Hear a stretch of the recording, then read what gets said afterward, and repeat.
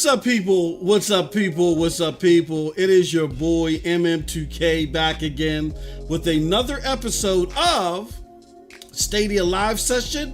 We got just wanted to make sure that the music was playing and all that other good stuff. Do us a huge favor. We did no prep for this whatsoever because I had to pick up my wife and we had to run somewhere and things just got crazy. Then I got distracted on Twitter too. We're going to talk about that. But I got a poll up here. Before we get things started, while we're waiting for people to come through, I got a poll. So just give me a second to type this out because we're going to have a little bit of fun. As y'all can see, you're dealing with a diligent MM2K so far this week. Yes. Any and all who want it, come get it. Because look, the stuff, it has to come to an end. The silly stuff has to stop. And I can no longer sit back and be mum as the core community, the real Stadia community, gets their time wasted because their ears are still glued to entities that are long beyond their necessity. And what do I mean by that? I mean that there were once people who had an invested interest similar to them. They liked the Stadia platform, they believed in the Stadia platform, and they wanted the best for the Stadia platform for everybody the Stadia platform was for. Podcasted with these people. Had them on my podcast. We've done shows together, all this other stuff, right? And then something happened. Over time, these people, and I mean the content creators, not your community members, because the community members, regardless of what you have to say to me or whatever, it's all jovial. I enjoy it. And I'm about to show you an instance of this right now. But the content creators, over time, felt differently about the platform. Not all of them. And by them feeling differently about the platform or Google or whatever the case may be, which is all fine, there's nothing wrong with that. Not all, I won't even say most, but some have decided that on their way out of, again, sharing that common interest of liking the Stadia platform, believing in the Stadia platform, and really working towards the best interest of the Stadia platform because we are enjoying it, on their way out from that being something from what they want to do or get involved in, instead of just leaving and doing what they want to do elsewhere, they want to slap over tables and slap cabinets and kick vases on their way out, and they want to disparage the Stadia community. And that's the part that gets me, because it's not that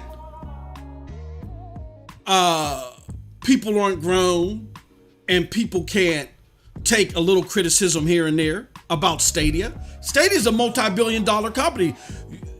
I don't get a check from them. They're not paying me. As I can guarantee you, I'm probably not one of Google's favorite people. But the thing that gets me is when the community gets attacked. People who just do what regular community members do.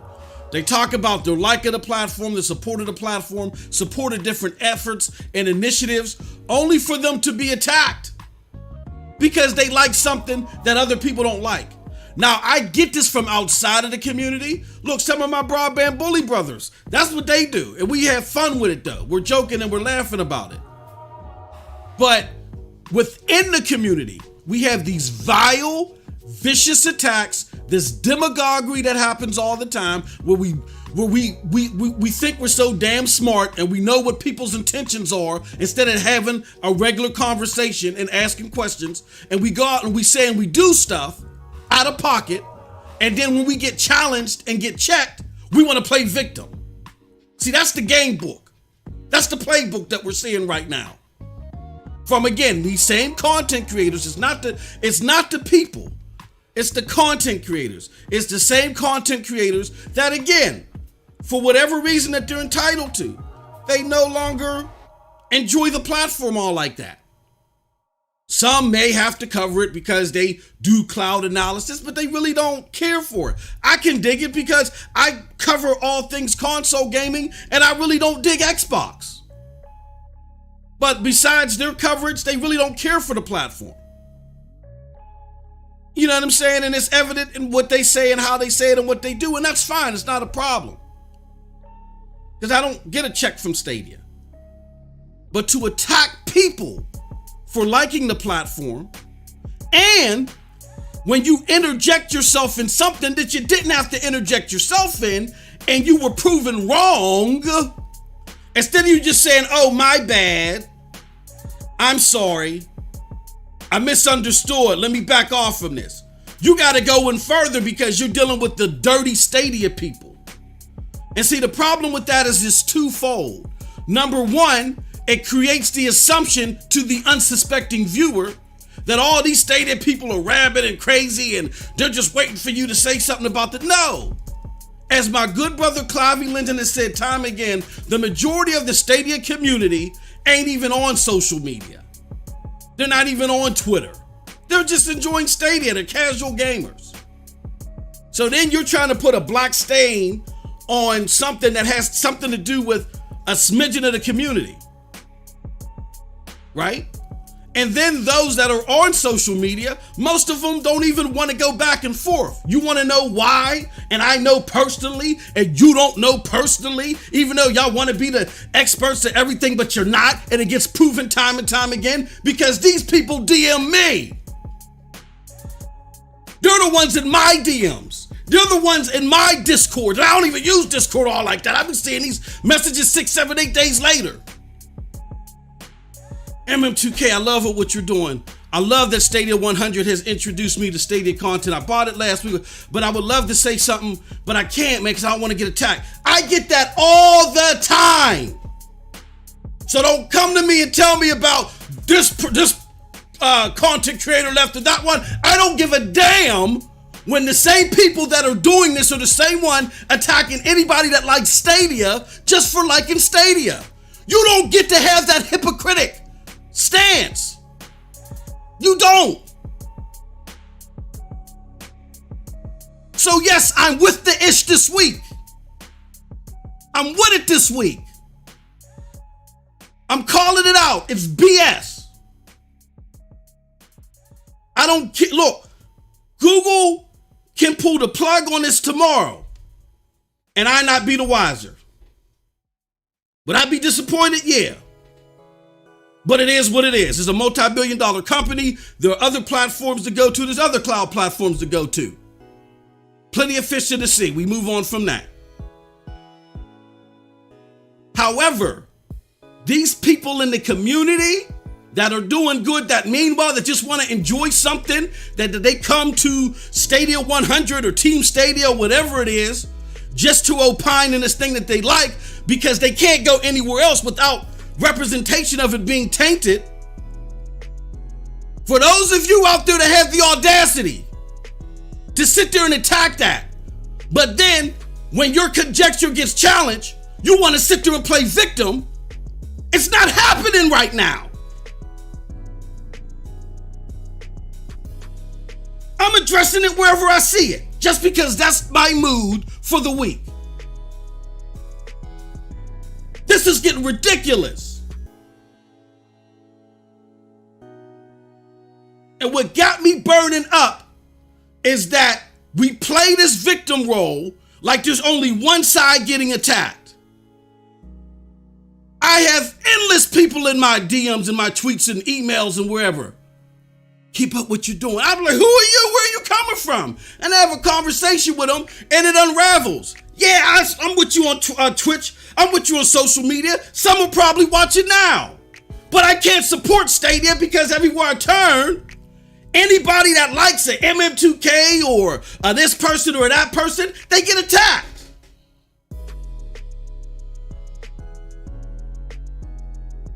So don't give me that crap that the community is toxic when you're hopping in threads that have nothing to do with you, that you didn't understand. And just because you got challenged, now you want to act all hurt and play victim and wave flags or whatever you're doing. I don't know what these tween emoticons mean. I'm a grown man. I don't know what they mean.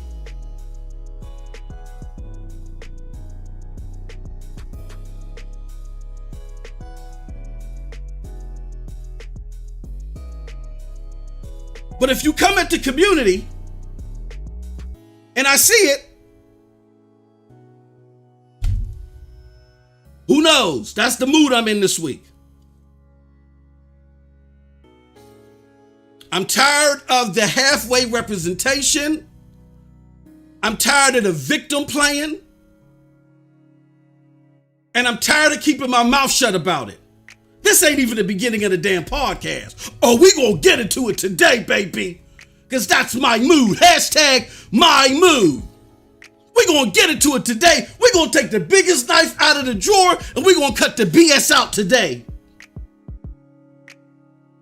We gonna get to what the root of it is, what's happening, what you on the other side of this mic, what you're best prone to do, and then we're moving forward from it. And then we're gonna talk about Far Cry on other platforms. But don't come to me telling me that this one side is guilty and all this other stuff and this and that when I got people that are scared from other community members. So if you're going to be Johnny on the spot about that, be Johnny on the spot about everything. Otherwise, I'm not trying to hear it.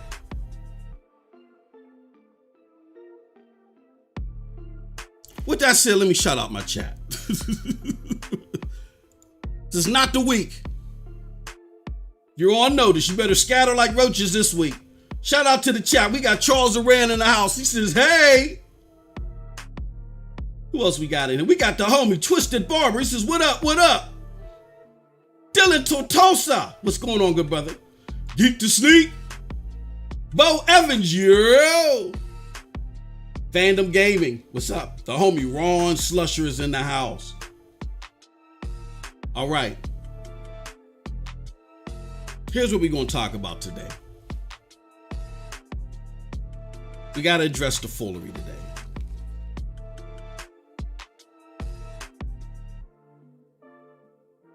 Because I think we misunderstand the term community. Now, here's what I'm not going to do, though.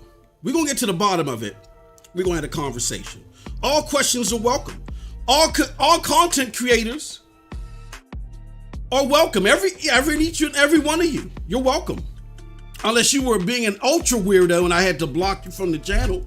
But everybody is welcome. Come on over. You got a question or a comment, we'll address it. This is going to be the open mic of all open mics. And we'll do it as long as we goddamn have to. Let's do it.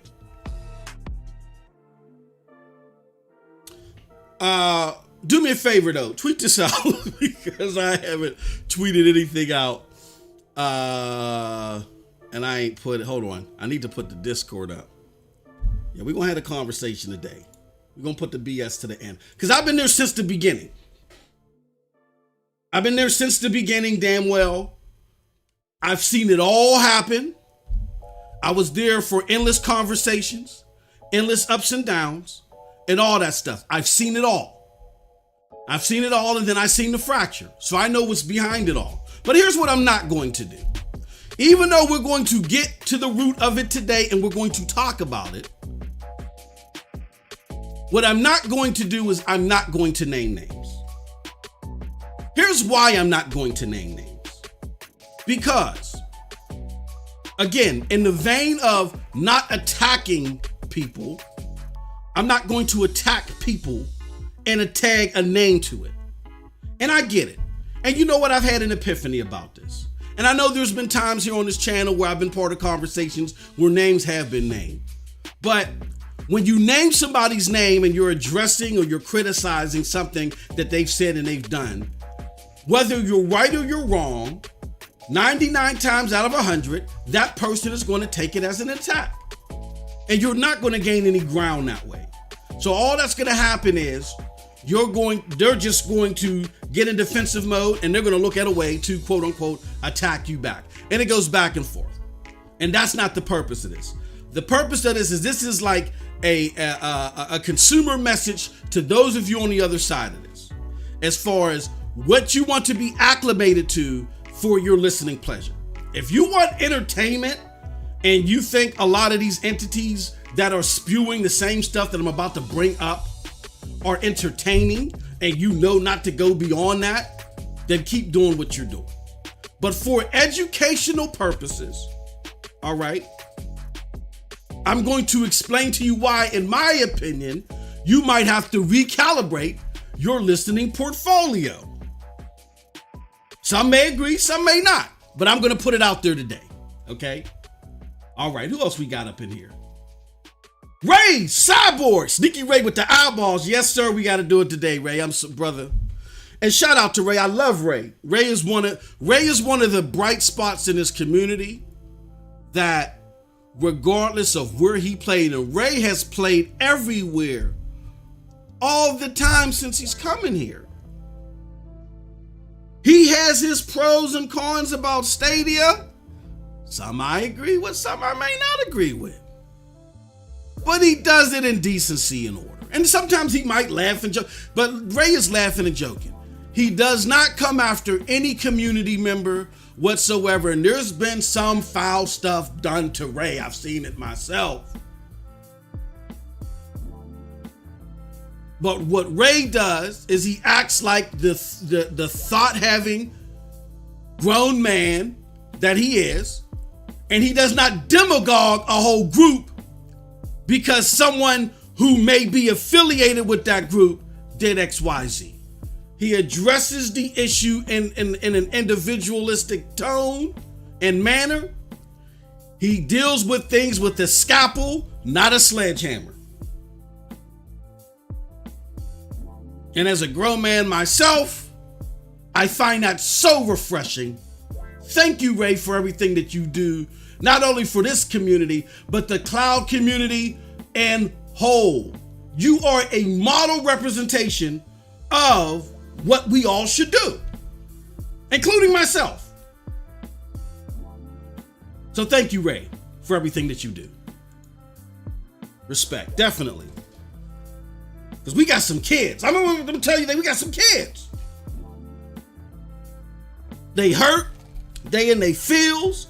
They mad that a multi-billion-dollar company don't want to listen to them because they got a Yeti mic and a camera. Do they think that Google should listen to them? And they mad and they're angry. We're not going to take it. And they want everybody to be mad and angry. So they're in their feels. They want attention. It's like they want a 40-ounce bottle of Similac. You got these grown people acting like 6-7 foot tall babies. And they're sitting there kicking and screaming for attention while the rest of us is enjoying something. The question has to be asked, are those 6-7 foot tall babies, are they part of the community anymore? You gotta ask yourself that question. We're gonna get into it. But we're gonna have some fun with this a little bit. Because I had a crazy comment in my comment section. I want you guys to see this. This is hilarious. So I'm gonna ask this poll question first. Is Madden, NBA 2K, FIFA, and Call of Duty games heavily favored by casuals? Oh my God, I had my caps lock on, so that looks crazy. Let me take that off. Is Madden, NBA 2K, FIFA, and what else did I say? In Call of Duty, games heavily favored by casual gamers? Yes or no? I know that question sounds goofy. I know it sounds silly, but you gotta hear me out. And I know y'all don't see my avatar, so y'all probably wonder what the hell is going on in M2K. Let me fix this. I didn't have it, like I said, I didn't have much time to prep today. PNTS. Here we go. Where we at? Hold on. Prognosis live. All right. Y'all can see me now. So let's do this. I want to post this here. My peoples. Oh, excuse me. Excuse the pig. That was horrible. And then I also want to go to Twitter, and I want to tweet this out. What I just put out here. Here we go. Tweet. All right, come on, let's do it. Come on. Why is it every time? Okay, here we go. Okay, here we go. All right. So I want to show y'all this comment. I think y'all will enjoy this. Hold on. Now I got a feeling. I knew that was going to happen. God dang you, Twitter. All right. I mean, God dang you, OBS. All right, let's fix this. Tweedledee. On the web. Properties. And also, while we're waiting for me to get it together, feel free, if you want to support the platform, if you got a question that you want to jump ahead of the pack as far as questions are concerned in this open mic, feel free to hit the super chat button. It goes a long way to make this a better platform for you. Okay, let's do this. All right, so now I can show you guys. All right, so here's a video that I did yesterday where I said, Stadia, oh, come on, man. What are you doing, YouTube? Stadia dominates other cloud platforms in big game comparison, right? That really got to the core of the Canoe people the other day. They were upset. They were hot. Why were they hot? Because they've had like a whole month of running rampant on the corner of the boulevards of the community, talking so horrible of Stadia. Stadia's so bad. It's horrible. It's this and that. Why are people still there? You're a fool for liking it. Why do you like it? You're dumb. Go buy you an Xbox. Go find $500. Go donate some blood marrow if you ain't got the money. It's worth it. Stadia's not good for you. Speak up. Say something. It's going to die tomorrow. Yes, they're going to give away the organs. Oh my gosh. If you play too much Stadia, your babies will spontaneously combust. Oh yeah. All this crazy stuff. They were running around for months. I want to say 1 to 2 months saying this stuff. And the catalyst for it, which I understand the angst over this, was the backward step, gotta be honest, of NBA 2K not coming. Now there's a lot more complicated, as many people in the know that I've talked to suggest, surrounding the whole 2K Stadia thing, right? But that triggered off more questions. We're not hearing about more games, this, that, and the other. And I get all that. I get that. But if you go back further, we told you, Stadia's putting their head down. They're trying to get more of the games that we want. And that's not an overnight process, especially when you're dealing with a platform that isn't a premier platform. That's a 1% business, right? And you got people coming out of the back end of COVID that want to put all of their resources in the moneymakers, the PlayStations and the Xboxes and the Switches. So they got to navigate through that field. And what Stadia does sometimes is they put their head down, and maybe they put their head down too far. They're a little bit too silent sometimes. I will acknowledge that. But there's nothing in no concrete evidence, precedent or anything that suggests that they're winding down. As a matter of fact, it suggests that we're on the heels of some type of wind-up of some sort. What it's going to look like, we don't know. What we do know is that they've gone to the developers. They've doubled down on it. They made Stadia a bigger priority. They said, look, we want you to make these tools better for developers so they can bring more of those games over here and they perform better, right? And they're rolling that out to the developers. They got all new plans and initiatives to bring all types of games, including AAA games, hence why the new Pro initiative is the way that it is. The question is when? And could Stadia do a better job of explaining when? I won't argue with that, okay? Or at least making some type of periodic acknowledgement like pulse check. And I'm not saying they need a full-blown roadmap. I'm not saying they need to tell you something every other week. but you pop your head out of the hole every now and again. Yes, we're around and do kind of like what PlayStation did. PlayStation is run under a group that is not, that the current group is not savvy as far as interacting with gamers, all like that.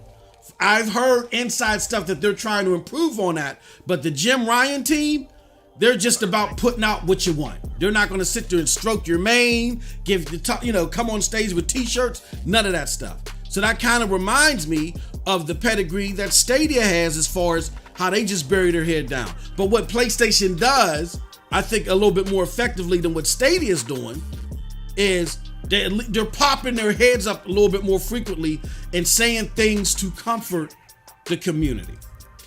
And I think that's something that you may want to do in lieu of what happened with 2K. I get why there's angst about that. Because people may not believe, 2K Stadia is going away. Everybody that has issue with 2K isn't a Canoe person, but they have issue because they're like, how many other games are like this? So Stadia just, in my opinion, has to pop their head out a little bit more frequently. So we get all that. We understand all that, right? But Stadia at the end of the day, as far as how they're performing, there's no question that they are making inroads and that there's growth. I do a show with one of the smartest people. See, y'all thought I was playing when I said this. One of the smartest people that I've ever met in my life, Jack Dessler. And I'm sorry that the show is down right now. We had to fix something. We're going to put it right back up soon. But Jack is one of the smartest people that I left, and he put that on full display this past Sunday on the number show for Stadia, on how he was extrapolating data to show what actually led, or what was the biggest contributor to the Stadia growth in December. Because all of us thought it was Cyberpunk. And he showed us that it wasn't Cyberpunk. What it is, I'm gonna lay that under wraps. I'm gonna want you to watch the show, right? But the way he did it, I mean, you can literally see the jaws dropping of people in the chat. It was amazing to witness. Amazing to witness. So I do a show with one of the smartest people on the planet as far as I'm concerned. I also know people in the know. I also look at data and I comb over data and stuff like that. And there are no significant signs that show that what Stadia is trying to do is wrap this thing up. Okay? What it actually shows is they're making inroads, not super big inroads, but they are making some inroads with their target demographic. Who is their target demographic? Their target demographic is the casual gamer, mostly. The gamer that does not buy more than 2 games a year. They opine in 7 to 9 games maximum for the entire lifespan of the platform that they own. Okay? So, with that being said, if you look at the highest charting games that are the most popular with the casual community, people that don't normally video game, they don't know what the hell a Crysis remake is. They don't know what the hell a Biomutant is. Red Dead Redemption. Now they may have heard of it, but they're on the fence of opining. They play your Call of Duties. They play your Maddens. They play your FIFAs. They play your NBA 2Ks. Those are people that are casually within the Stadia, or not the Stadia, the gaming culture, period. They stick to 2 games per year, 2 to 3 maybe. 7 games per the entire life cycle of a video game genre or generation. Okay. Now, the reason why I'm bringing this up, and I'm glad I see my brother here in this chat. Oh, my brother. Oh, because this is the stuff that I get. He said, here we go. Oh, yes, here we go. This is the stuff that I get. He says, casual does not mean popular. This is the stuff that I get that's off the wall. That's a little batty, but it's okay. I'm not mad at him. I thought it was funny and comical, and I'm the type that where if you want to go on social media and be bold about something, let's be bold about it. All right? So I put the video out here, and my good brother says to me, he says, wait, are you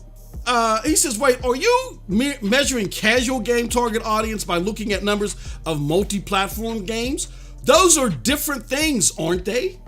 And I asked him, I said, I'm not sure I'm following your logic. Are you saying casuals don't play multi-platform games? Madden, FIFA, NBA 2K, etc.? Help me better understand your points, thanks. And he says, the term casual gamers means play casual games. Here's the problem. And I'm going to address it with my content creator friends because this has cascaded. A lot of this has cascaded from my content creator friends that are now within the Stadia and the cloud community. And it's cascading to people like Renan who are not acclimated to the stuff that they need to be acclimated to. First and foremost, let's address NPD. NPD is the who's of gaming. Whenever we content, and it's been like that for you might as well say decades. So whenever content creators or people within the gaming community go out there and they have conjecture or they have guesstimates or estimations of anything gaming related, like for instance, a few years ago, Porter Rock, a good friend of mine and a well-known PlayStation zealot, made a bet with me. He said when that Xbox One X comes out, MM2K, it's going to lose to the PlayStation, and PlayStation is going to keep winning for the rest of the generation. And I said no, because what's going to happen is, even though it's more expensive, when people get that income tax returns, statistics show that over the last few years, they like to use technology for those income tax returns. They've been buying TVs and gadgets and stuff like that. And Xbox releasing in December is a few months before income tax returns come. You're going to see a lot of people buy Xbox One X's and they're going to win NPDs, and you're going to start seeing the tide turn a little bit. He said, no, it's going to be worse. So we had that conversation live on air, but we have that conversation in the back of our mind knowing that we can't just shoot from the hip, make stuff up, make up our own theories, make up our own definition of what casual gamers are, like how we're seeing here, because people in the know, like Matt Piscatella or Daniel Lamont, actual analysts and people that have been doing this for years, know not only the true definition of casual, but they know if what me and Porter Rock said is actually going to come to fruition because they have the statistics and the data to prove it. So what do? They released NPD numbers, which measure the most popular games out there. Again, the games that most likely the casual gamer, the gamer that's just into this game or that game, a couple games a year, 7 to 9 games per generation life cycle, are going to grab. The charts, the data, and the statistics have shown this for decades. But people like our good friend Renan aren't familiar with that, and they're bold enough to come out here and challenge this. I didn't make this up. This is coming from people in the know. They're coming out here to challenge this because they're listening to other people behind mics that are not acclimated to this stuff as well.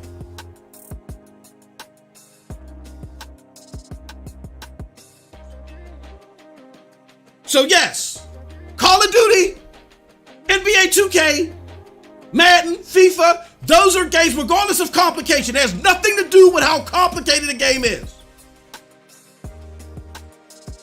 Those are the games that are most likely going to be picked up by casual gamers because they're the most recognized games out there or the best advertised ones out there. And those are the ones that hit these charts that we use to create this video. Everybody knows that. Well, everybody in the know knows that. So, as much as I appreciate my brother Renan saying what he had to say,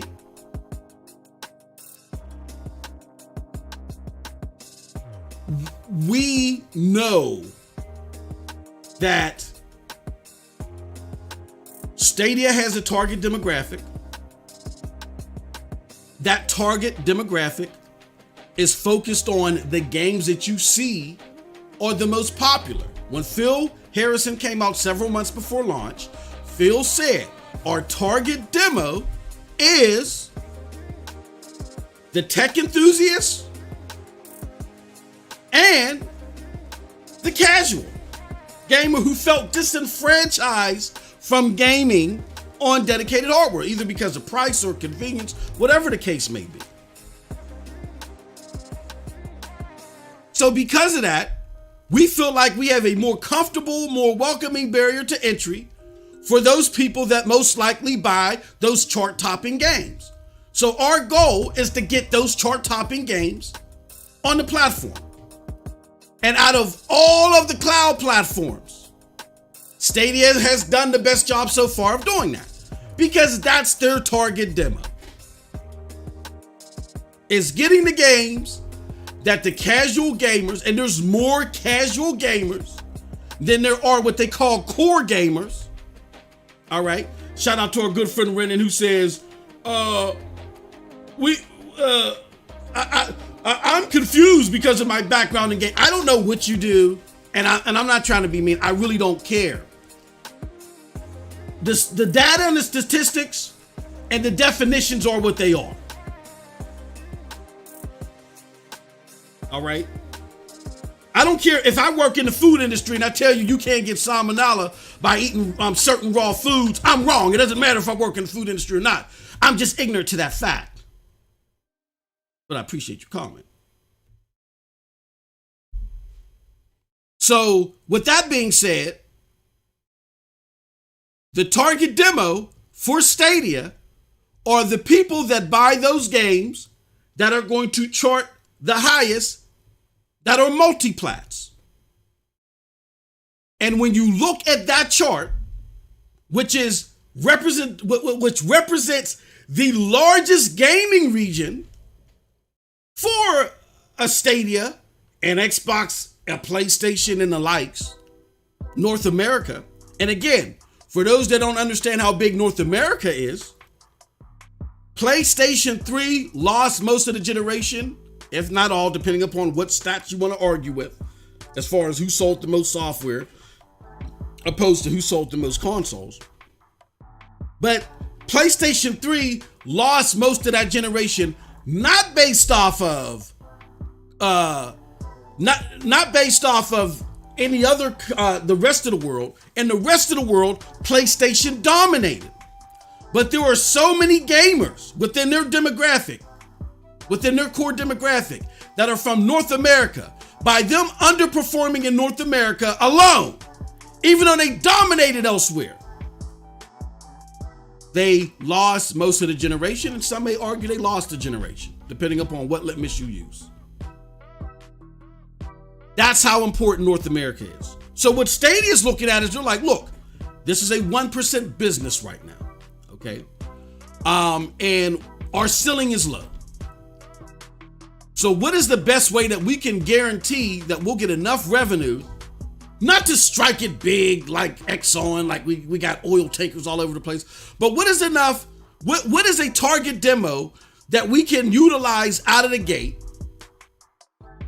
that can help subsidize our efforts going forward to make this a bigger and better platform that can be on the stage with Xbox and PlayStation? And they've identified their market as these casual gamers that get the games that chart the most on NPD. And if that is their goal, That is a very successful goal to have, because anybody in the know knows that if you're consistently doing well in NPD, no other chart matters. Your game is killing it. No other chart matters. Especially when it comes to AAA titles. It doesn't even matter. It's kind of like, well, I won't say how it is now, but it's kind of like E3, how E3 used to be. Even though Gamescom was a bigger event as far as attendance and things that were happening, the B's, G's, and annual game representation was E3. Now that tide is starting to shift, but it hasn't shifted when it comes to statistics. When it comes to gaming statistics, NPD is the greatest measure as far as the demographic that it covers of measuring if you have success. Now, what I'm not saying is I'm not saying that a large portion of these sales are on Stadia. What I'm saying is Stadia's goal is to get as many of those games as possible on the platform. So as they expand, those casuals will look at Stadia as a fathomable choice. Right now, a lot of casuals, even if they do have the internet that they feel comfortable with, and they are comfortable with Stadia, a lot of casuals, like casuals that I know, look at the catalog and say, well, you do have Madden and FIFA, but you don't have Call of Duty. Those are my stick to games every year. I can't do Stadia right now. You know what I'm saying? Maybe in the future. Their goal is to get those games so casual gamers can say, aha. That's another platform that I can put in my portfolio. Okay? So I threw this out there, and we got good people like our good friend Renan, who's trying to create his own definitions and put in his own conjecture, and that's fine. But again, I implore my fellow content creators, you have to be acclimated to this stuff. It's not good enough just to be entertaining if you know you got people hanging off of you for fact-finding information. I can't do it. I can't sit there and spit on this pop filter and do all this yelling to get y'all worked up. Oh yeah, man, MM2K did another sermon and spit an hour and a half, 2 hours of bullcrap. I can't do it. There has to be research involved. There has to be precedent that I can prove. There has to be some type of evidentiary input involved. Because I feel a responsibility to you listening to this.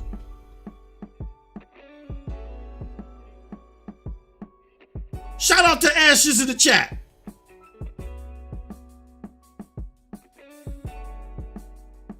Christopher Torres in the house as well, Chris. What's going on, Chris? All right. But I had a little bit of fun with that. That was fun.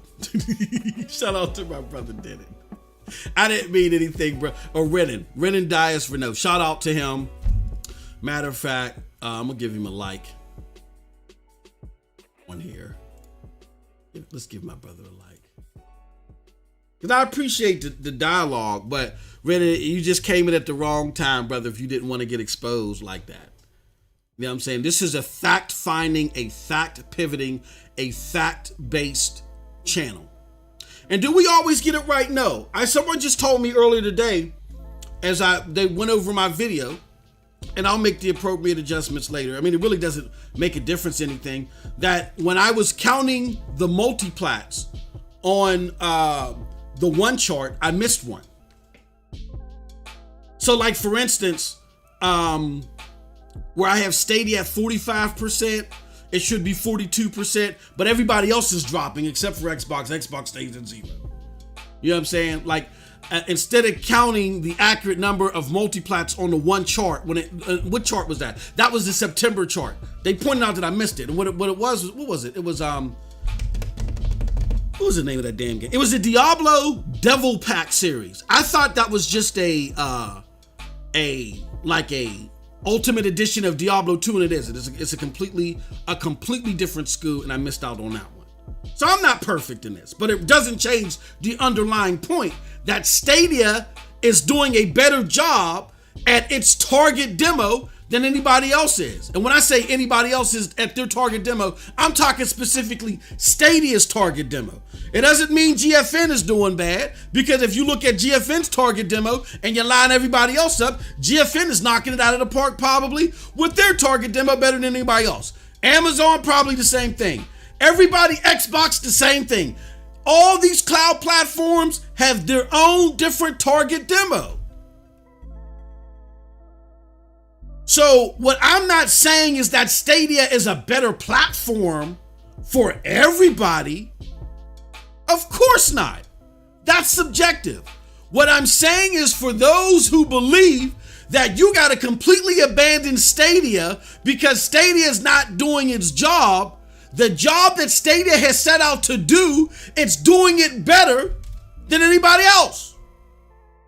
Just like GFN is doing their job better, and Amazon might be doing their job better because Amazon got channels, and people that like that whole channel motif might flock to Amazon and Xbox with the xCloud Game Pass thing. Those that love Game Pass, the games that are in Game Pass, that's doing better.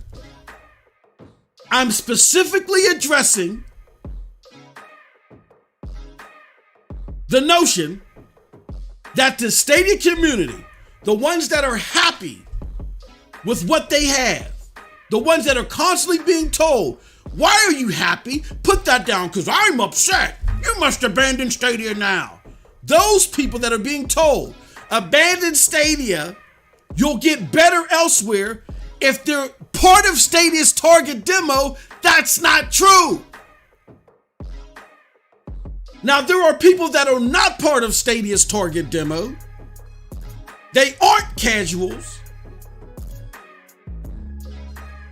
They like to play everything all the time. And Stadia's superior stream quality ain't a big deal to them. They're not part of Stadia. Stadia might not be for them. And guess what? It's okay, because they're not part of Stadia's target demo.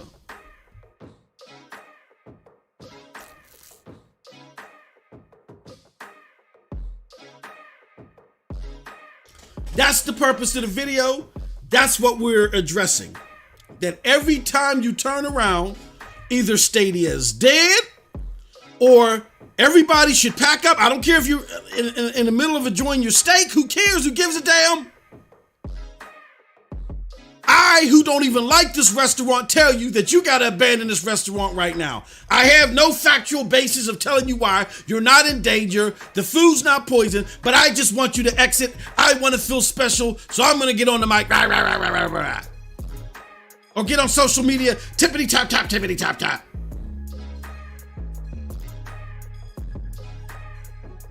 You, as a community member, have to make a decision. Do you want entertainment? Do you want education? Or do you want edutainment? We try to provide edutainment here, as my homie KRS-One that just had a versus the other day says. Maybe that's part of the reason why I'm 40-ish today. KRS-One was balanced, so I feel like I got a battle.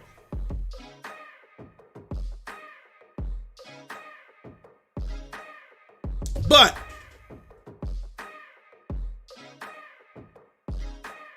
you got to figure that out. I'm going to help you figure that out. Before I do, let's address some of these questions in the chat. Let me see. Let me do this. Let me do this. Let's go back. And I know y'all tired of looking at that. We passed that. Look at some live gameplay. All right, let's go to the chat. Bibbidi Bob says, for me, I'm part of their demo. I play only 2 games most of the time and maybe a third back it up every now and again. I like 4K too. I don't need everything. I got Rainbow Six and thank you. And I'm like Bibbidi. I love trying new stuff here and there, but I know what I like. I've been gaming for 35 plus years, longer than a lot of you that want to argue with me have been born. I've been gaming longer than you've been on this damn planet. That's why a lot of times I'm not trying to hear what you have to say as far as what I should like. I know what I like, right? I like Bippity, but I like the Ubisoft games. I like how they play on Stadia. And yes, as of late, Stadia has been doing a lot of heavy leaning on Ubisoft. That is okay with me. I also have other platforms that I can play. If I want to play some Deathloop, I can whip out my PlayStation 5. Some Tales of Arise, I can go get it on PC. I'm about to talk about Amazon Luna because Amazon Luna impressed me with something today, which makes the whole incident that happened earlier today so ironic and just so crazy, and really a reflection again to my content creator friends that y'all doing too much out here. Y'all need to stop, pause, and reflect. But I got other platforms, so I don't need just one. So I'm with Bippity there.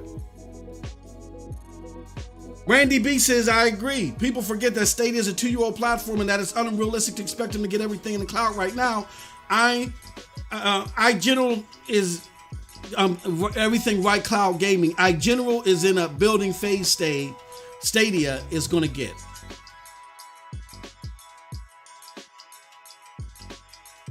Let's see here. Sniper 64 says, honestly, would prefer the new Battlefield game though.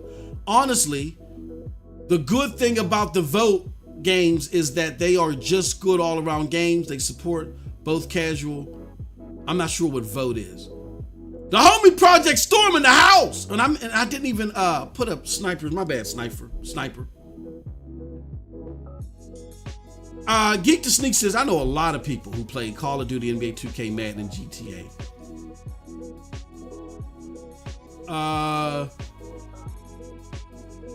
I recommend you research the casual game fallacy.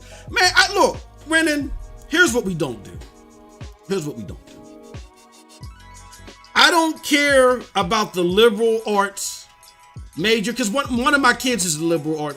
I get it. I go back and forth with her all the damn time. I don't care about the liberal arts major explanation of what is and what isn't.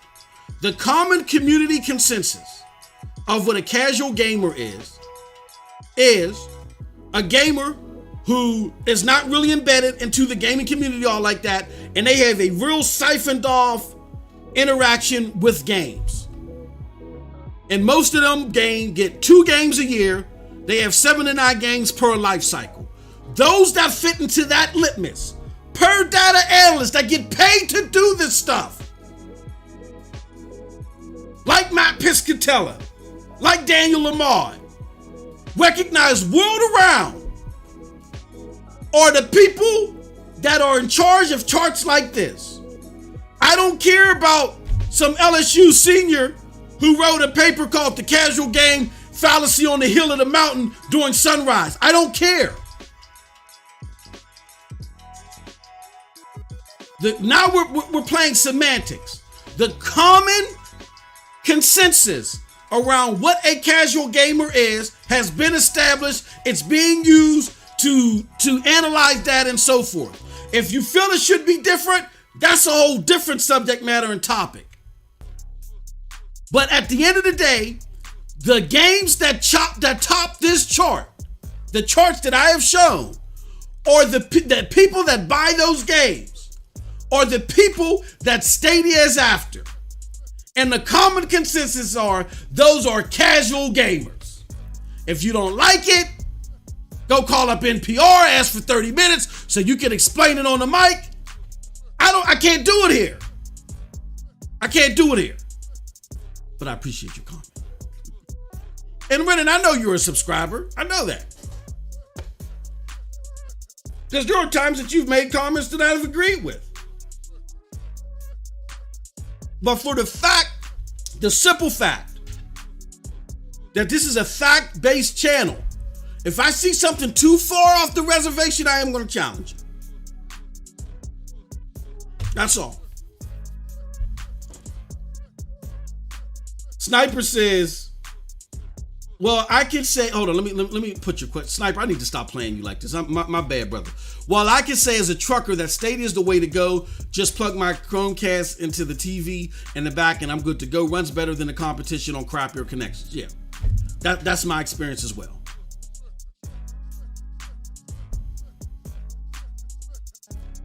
Hey, yo, shout out to Avery Bobo with the $5. Avery, I'm gonna get with the $5 sticker. Thank you so much. All right, looking at our poll. What's our poll looking like? Come on, we only got 34 votes. Let's get some more votes in. Is Madden, NBA 2K, FIFA, Call of Duty games heavily favored by casual gamers? Yes or no?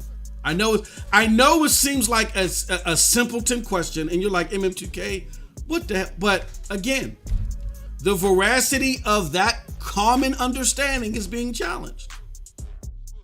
And I like it when we're not. I like helping people be self-aware, because a lot of times I got to be made self-aware. And sometimes when we let our own conjecture, our own beliefs and our own emotions drive us and try to create new lanes, we got to be brought back into place. Sometimes we're too smart for our own damn good.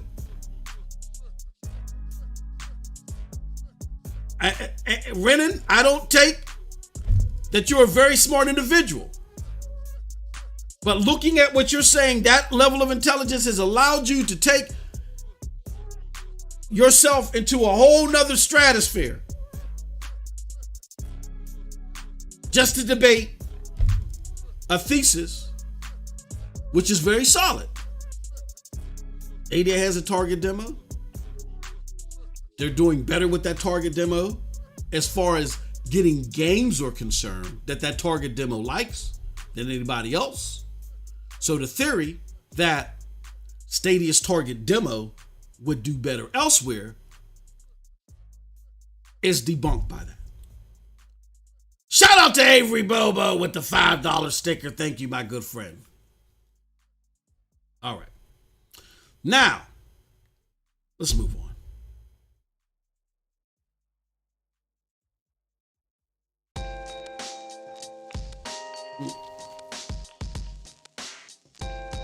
Let me see here.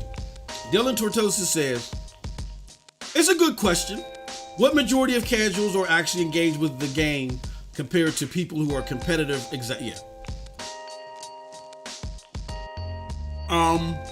Like I have friends that I know personally. They're not gamers, but all of them play Call of Duty. It's like watching Walking Dead to them. You know what I'm saying? I can't get them to play anything but Call of Duty, some Madden, all the other stuff. Everybody plays Call of Duty. My brother-in-law plays Call of Duty. He talks trash on video games. He laughs at me because of what I'm doing, because he tells me all the time, bro, you should be out here in these, in these streets. He does like a lot of real estate stuff. You're hustling with me instead of wasting your time, talking about these games and stuff like that in your spare time. But he plays Call of Duty every night. That is very common. A lot of people, and I know because we're hardcore, we want to feel like everybody's like, well, no, that's not even got to do with hardcore. It's a human knee-jerk reaction that everybody's like me because we want to belong. I don't have that knee-jerk reaction. I like being unique. The majority of gamers are not hardcore. Hardcore gamers buy way more than 2 games a year, and we have more than 7 to 9 games in our catalog. Am I right or am I wrong? Okay. So that is a casual gamer. Believe it or not, something as challenging as Call of Duty that I would get my butt molly-whopped in. Just because you're a casual gamer doesn't mean that you don't have skill in the particular game that you're playing. You can have skill in anything that you keep doing repetitiously. And that's that gamer thing where we think that what we do is only achievable by people completely embedded in the culture. If you are repetitiously doing anything, you're going to be good at it. Games included. I don't have to pick up a Game Informer every month to be good at games. And that's the problem with this culture right now. And why I'm so anti this and anti that as far as motifs that are being thrown out there. Because I've watched the deterioration of how we view things over the 35 years that I've been doing this. We think because we podcast and we're listening and that we're embedded in the nerd culture that automatically makes us the best gamers. Actually, those of us that are on social media all the time and doing this stuff, we're the worst gamers. Because the other people ain't over here. They're playing the damn games and they're getting better at it. Repetition is the mother of learning. So if anybody picks up a joystick, even if that's all they play is Call of Duty, they're going to be better than me, even if I play 20 times more games. That's a ridiculous motif to have. They don't have to be embedded in the culture.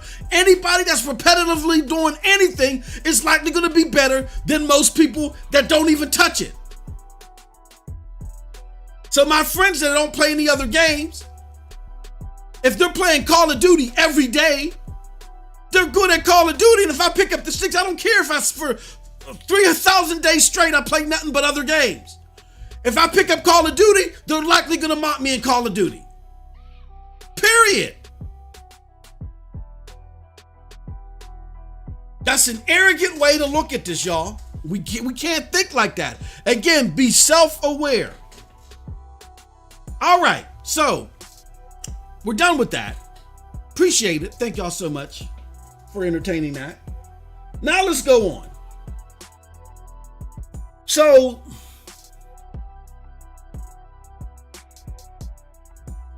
we have this thing where the Stadia community is being called toxic day in and day out. Let me end this poll. There's no point. My point has been proven. The Stadia community has been called toxic. And we're being called toxic because and the community is being called toxic in general because as people that are disenfranchised with Stadia come through, and a lot of times they come through chats, and I'm not saying this is the case all the time. They come through chats, they come through Discord, whatever the case may be, and they see somebody happy with the platform, and they proverbial, in a so to speak kind of way, they piss in their grits. Stadia is not all this, and they ain't all that, and this, that, and the other. You know what I'm saying? And people are like, and then the common response that I see is, well, I don't mind that stuff. I don't care about that stuff. So Stadia's fine with me. Oh, what's wrong with you? You're supposed to care about this. Da da da da. And it causes a lot of issues back and forth. Now, do we have situations where anybody from any side has gone over the top? Yes, we do. In all sectors. We have people that done what I've talked about. We've had people do where there's accusations of anybody that says anything negative about Stadia or criticizes Stadia, they get jumped on. There are situations like that. It's not the entire community. Stadia Dosage has over 1,000 people that follow it. I don't see 1,000 people attacking people on a routine basis. I see the same common 3 to 5 people that when they see a comment, they go yada, yada, yada, yada, yada. And I would beckon to argue there are way more that claim to hate Stadia, but just go on Stadia rant, or they talk about how Stadia is so inferior, but Stadia stays in their mouth. So you have that everywhere. And what the people on this side will do, though, because they have that pedigree and what they're used to doing is, if you make a claim, but it's not based off of fact, they're going to challenge you. And it's when somebody that makes a claim that isn't based off of fact gets challenged, particularly these content creators, that they get all hurt and they want to start throwing the toxic word around. As someone who, again, what my brother, and then a written, And you know me, Renan, because you follow me. I'm going to put your comment. Renan, I ain't got nothing but the utmost respect with you. Look, my brother Storm will tell you if he's still in the chat. Rav will tell you because he's in the chat. Before me and Storm go live, every damn show we argue. We don't even prep the way we supposed to. We argue, and then we go live, and we do a great show for y'all the best way that we can, and we go about our business, and we laugh about it. Oh, man, this, that, and the other. You know what I'm saying? So this is nothing against you. But even though Renan was out there testing my integrity and was poking fun at my logic, and I had to come back with the baby powder, boop, bop, boop, bop, I am not offended at all. And I hope Renan's not offended. But I'm not offended at all. But I can get on the mic and I can say, see, this greater cloud community, now watch this, this greater cloud community that be hating on Stadia because Stadia gets so much attention, look at how they're attacking me. When I watch this. Because this is what they do. Look at how they're attacking me. Look at this Renan guy. You see what this Renan guy said? And he's laughing at me. Look at this. He put the laughing emoji up. He's laughing. He's attacking me. He's toxic. I could have went that route. Even though that's the farthest thing from the truth. But all Renan is doing is challenging me. He's challenging the veracity of the claims that I'm making. This is social media. Even though this is my page or my video that I did, I don't want to say my page. Stadia Dosage is a community. What's it called? That's why I like every single comment. Whether it's Stadia is the greatest or Stadia sucks, I like every comment because this is a community forum. Well, I like every main comment because sometimes y'all be going on rants. I can't keep up with all of it.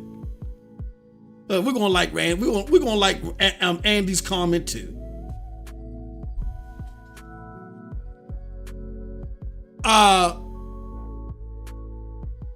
I could have went that route. But all he's doing is challenging the veracity of my comments because he has a set of logic that he feels is counter to what I gotta say. And this is where the content creators in this cloud community, I'm not gonna say Stadia community, because 99% of y'all that are guilty of this, you're out of the Stadia community. You're gone. You're gone. Finite. Arrivederci, baby. You're gone. Those of you in the greater cloud community, you gotta get off this high damn horse that you can't be challenged.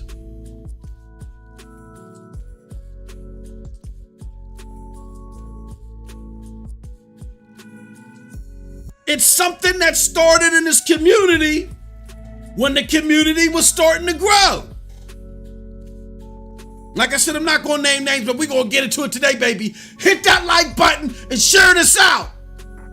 It's the MM2K Chronicles. And shout out to my brother who is a good sport. Renan says, with the 5, says, I'm here. Thanks for all the attention, man. Look at that. He's still laughing at me. But he's not being toxic. He's just challenging the veracity of what I'm saying. This is social media. It's open to the public. Stop being so damn sensitive.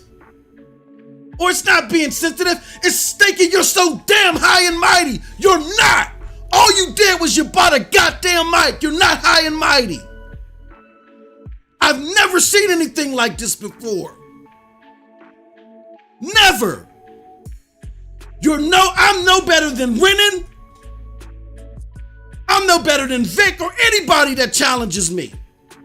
And as a content creator, one that wants to make it long-term doing this, I better be able to be challenged or I need to go find something else to do.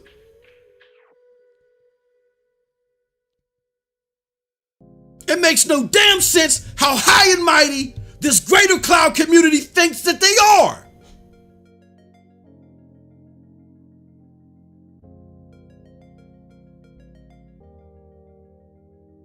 If you shouldn't be challenged, then lock down your social media accounts, lock down your YouTube, all that stuff so people can't comment. Now I get it. People being jerks about things, calling you out your names or whatever, and that don't even bother me. As long as we don't get into no racial stuff, no sexual orientation stuff, or or talk about anybody's family, I don't mind what you got to say about me. I don't care. Or you're not with no weirdo stuff, leaving some of these content creators be on some weirdo stuff. I had to block some of them. I ain't gonna front, I ain't gonna lie. They're on some real weird stuff. But it's something that I've seen at the beginning, and it's at the root of all this tension. If you don't like being challenged, then don't hop in threads where people are having active back and forth conversations. Start your own damn thread with the other sensitive or the other high and mighties. Stay out of my thread, because in my thread, I challenge people, people challenge me. Keep your ass out.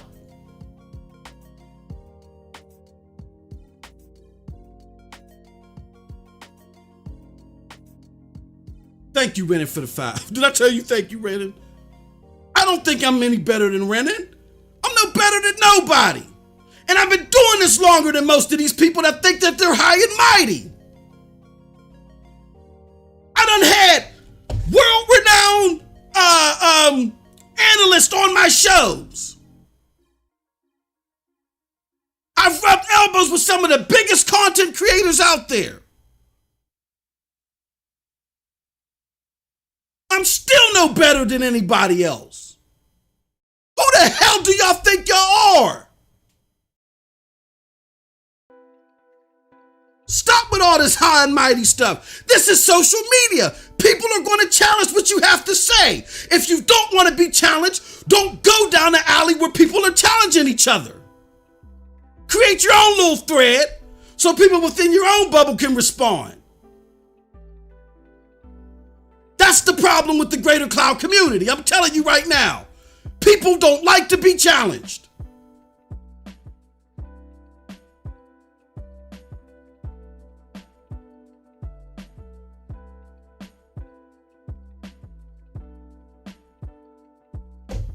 How did this all start?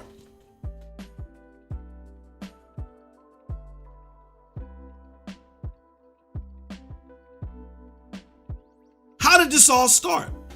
And I'm going to shout out Renan again, because that's my good brother. And he makes a very good point here. Hey, Renan, I ain't got no integrity. I was picking on you. I was picking. No, Renan is absolutely right. He made it very small. He was making it very small, but he was testing my logic, and I was like, let's have some fun with this one. But he's right about that one. But he got the right to challenge me.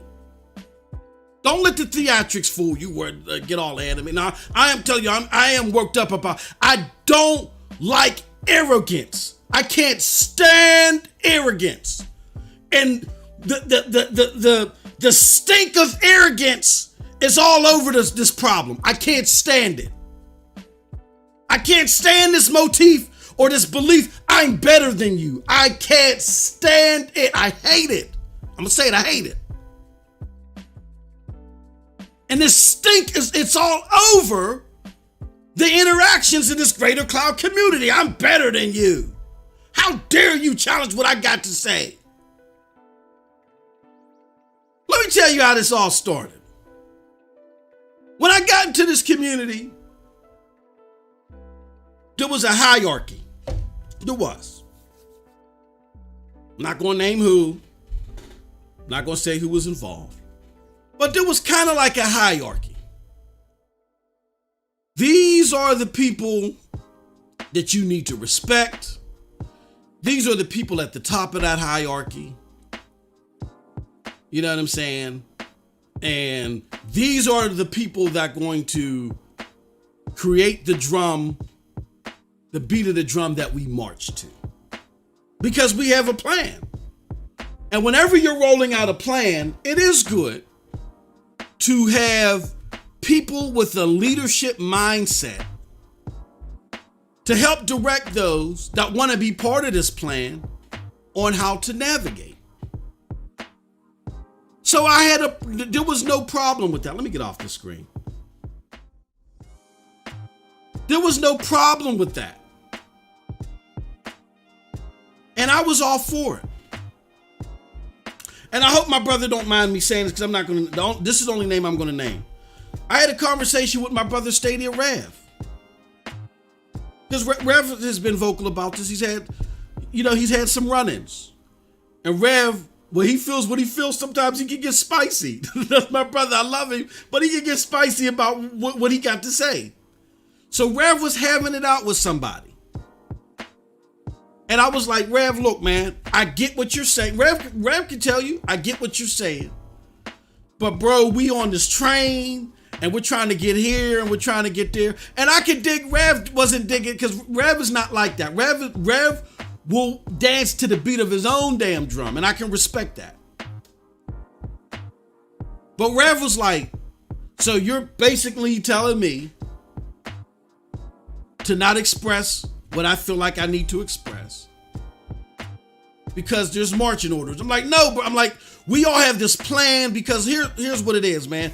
We're trying to solidify how the community has resources for Stadia. We're trying to do greater good. You know what I'm saying? And we're not always going to agree on the back end of this, but let's all try to work together and all this other stuff. And Rev was like, even though I can feel that my brother wasn't agreeing with that because the way it was coming across to him was like, well, hold on, man. You trying to tell me to be conveyor belt? Like I can't be an individual? That's the way it was coming off. And I was like, no.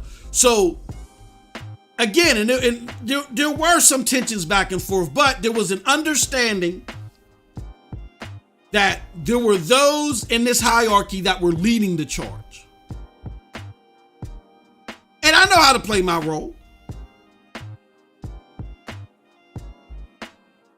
I know how to play my role. So I came in and I said, hey, I've dealt with the people and said, how can I help? And I've always done it. I still do that to this day. How can I help? Victor has a good question. I'm going to just take a slight detour to answer Victor's question. He said, why isn't Stadia doing so much better than it is right now? Is the magic ingredient missing? What is the magic ingredient?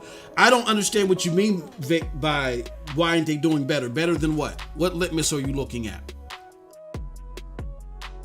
What litmus should they be at and where you feel that they're falling short? And again, that's not a trick question. I don't understand when you say better, you got to define better. And I'll be more than glad,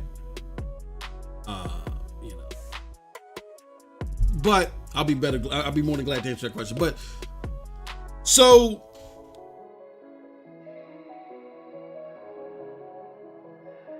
we're doing our thing. And as we're doing our thing, a problem started to arise. And what was that problem? Well, again, I'm going to say this without naming names or even giving an indication of who I'm talking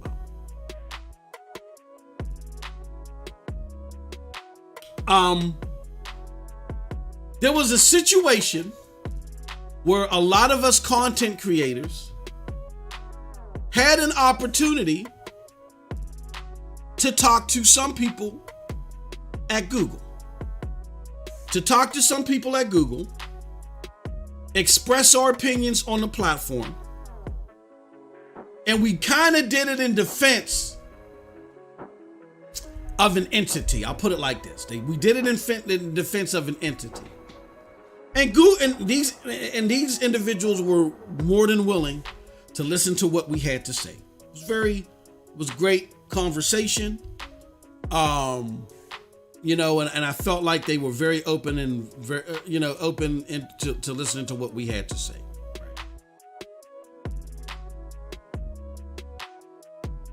And I think at that moment,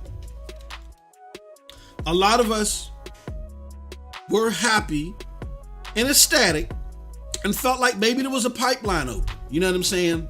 To where, okay, Stadia knows who we are, and they've acknowledged it, that they're in tune. Like, Stadia's in tune everything. I wouldn't be surprised if they're watching this now. They are in tune. So when people say, oh, Stadia's tone deaf, no, they're not. They're not. They just have a plan. Do I agree with every point of the plan? Maybe, maybe not. But trust me, They are watching everything from the smallest content creator to the biggest one. They watch everything. If you believe otherwise, you're fooling yourself. I am telling you this firsthand. And I think that's a good thing. So they are not tone deaf. Okay.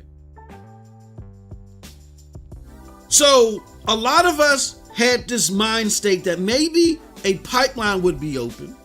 And as some of the original content creators, we would be able to better serve the community with news and, breaking this and breaking that. As long as we were responsible and cordial on our side and kept things under wraps when we were supposed to and all this other stuff, that there might have been a pipeline that was developed. And that wasn't the case. Google just basically understood that we had the community's ear. They wanted to know what we had to say. We voiced what we had to say, and that was that. Now, there may have been subsequent sessions of that. I wasn't privy to that. I don't know that. I just know of the original one. And I remember what the thought process was coming back from that original one. Here's what I started to notice. I started to notice that when that pipeline didn't develop as some may have expected, some looked at what they were doing for the platform and said, is it feasible for me to continue to do this for this platform? And I get it. And again, there's nothing wrong with this, because look, and I've said this to content creators behind the scenes, that my personal opinion is that even though I'm in it basically for the community, to help advise the community and help them better understand what Stadia is the best way that I can, and help them decide if Stadia is for them. Even though that's my goal, I do understand the rigors of content creating. That's why I have the motif, we are not too proud to ask. Because by us not being too proud to ask, you've made it possible that we've helped people better understand what Stadia is. The dark situation is only possible because of you. You guys did that.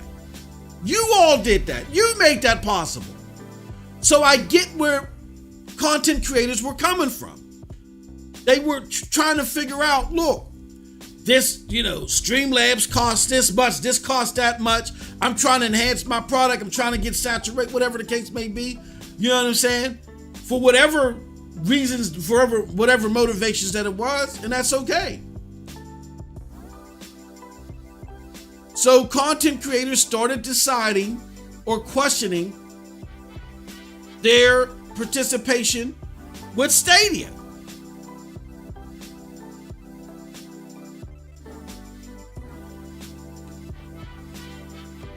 So that's when you had, I'm not saying all, not even saying most, but you had some content creators start looking at other platforms to add to their portfolio because they felt like the support from Stadia wasn't all encompassing. And they often did it even though they liked it. But they felt like also some people, and this was less, well, yeah, this was kind of like 50-50. This was more of a community thing than it was a content creator thing for many parts. But I saw it in some of the community too. When we would have connects. Yeah, you're enjoying the platform, you're loving what's on there, but you're upset because the connect wasn't flashy enough for you to go back to those that are egging you on or giving you heartache or heartburn about liking Stadia. So you don't have any bargaining chips. You don't have any bragging chips against the other gamers that are making fun of you for being a Stadia content creator or being within the Stadia community. That was another issue. And again, a good number felt that Google just isn't providing enough support. And when I mean support, I mean it could be anywhere from swag, products, recognition, or even news. A lot of people felt upset that they weren't getting news in advance from Stadia, even though they were creating content for Stadia and they felt like creating a lot of attention for Stadia. And even though I feel opposite of that wasn't my concerns, because the way I feel personally is that what Stadia's focus is the people outside of our circle. The people, all of you that are listening here that even know who an MM2K or a Stadia Dosage is, you're already hooked. The job is already done. All we're doing is keeping you informed and telling you why. You know what I'm saying? And we're giving you counter narrative to a lot of the Stadia. That's it. We're not. I'm self-aware. Stadia Dosage is not bringing in new people. New people come in and they discover Stadia Dosage because they like Stadia, and then they feel like, okay, there's this thing that I want to learn more about. You know what I'm saying? Along with playing it, and Stadia Dosage is the source or one of my sources that I go to. Stadia, looking at it that way, says we're going to put our focus on people that can help bring those people from the outside in. And we've seen those initiatives, and they didn't really work out well. But we've seen those initiatives and see where their focus was, right? So you started having that battle between the content creators feeling like they're not getting the support for what they're doing in the community, and Stadia trying to, from what I felt and what I could see, place their focus on people that could bring people in. You know what I'm saying? And there could have been better understanding from both sides as far as I'm concerned. But I get it. I get it from the content creator side. I get it. I think the reasons that they had concerns were okay. They're not the reason. I didn't have concerns over those because my motivations were different. And I'm not saying their motivations were bad. They were just different. Now, with that said, what's not okay are those that had those concerns and didn't just say, okay, well, I'm now going to focus on this platform over Stadia, or I can't just do the Stadia content anymore, guys, even though you like for me to be focused on Stadia all the time and you like talking about Stadia. I feel like it's best for what I'm trying to do that I do something else. You know, I'm not talking about those people because it's your content. You do what the hell you want. It's your channel. You do what the hell you want. I'm talking about the people who either A, wanted to do something else and was upset with the Stadia community that the Stadia community didn't follow them, or B, just was done with Stadia altogether and wanted to spit literally, or not literally, but do a proverbial spit on the face of the people that there's no other way to say it, built you up. And we're seeing a lot of the latter right now.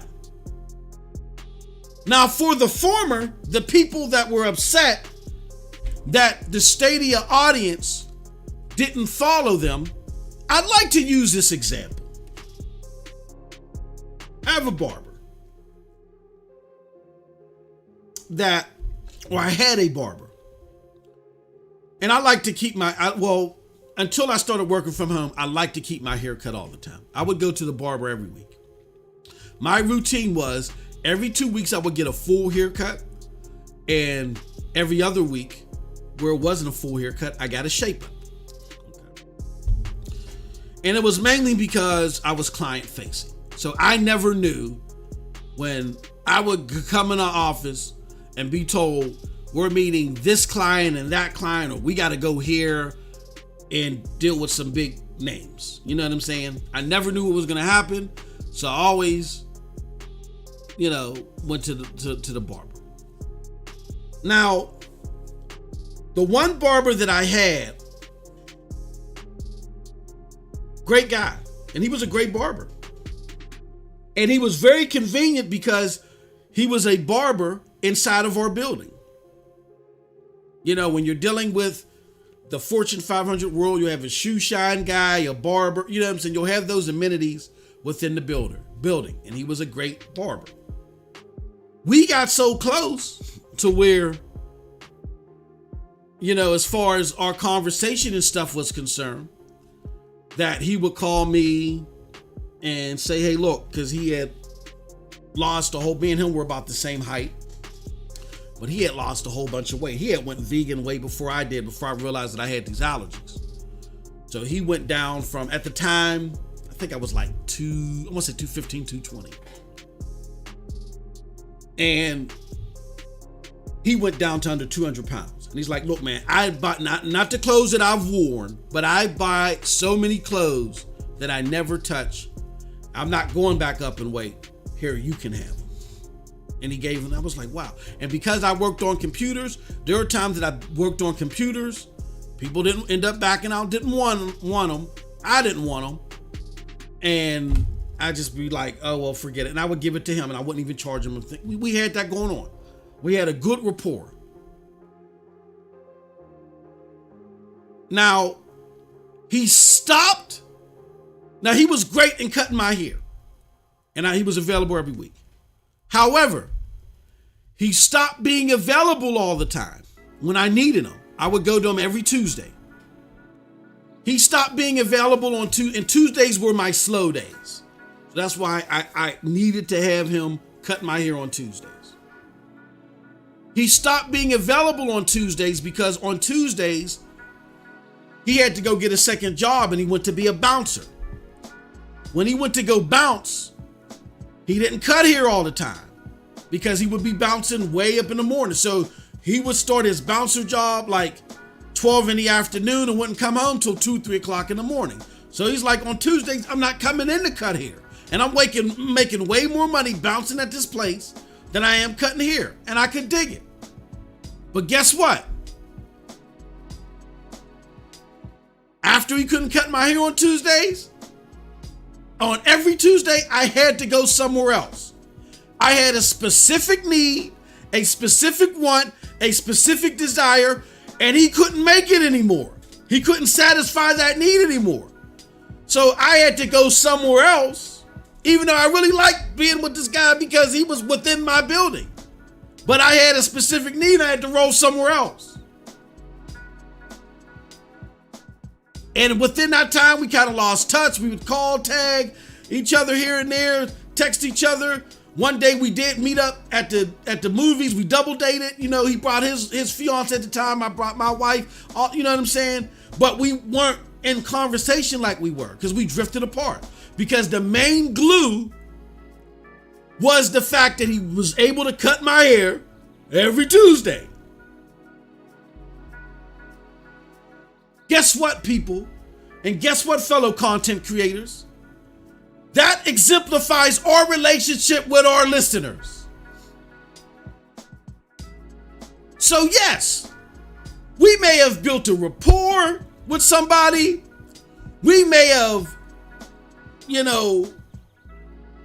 had some great moments together. Me and Bippity may have laughed in DMs behind the scenes and talked about some great stuff. But the moment MM2K says, you know what, I'm done with Stadia and I'm done with consoles. I only want to cover mobile gaming. Bippity's going to be like, okay. You know what I'm saying? And guess what? I won't be interacting with Bippity all like that no more. Because Bippity comes because he has a specific need. He wants to listen to Stadia content or he wants to listen to cloud content.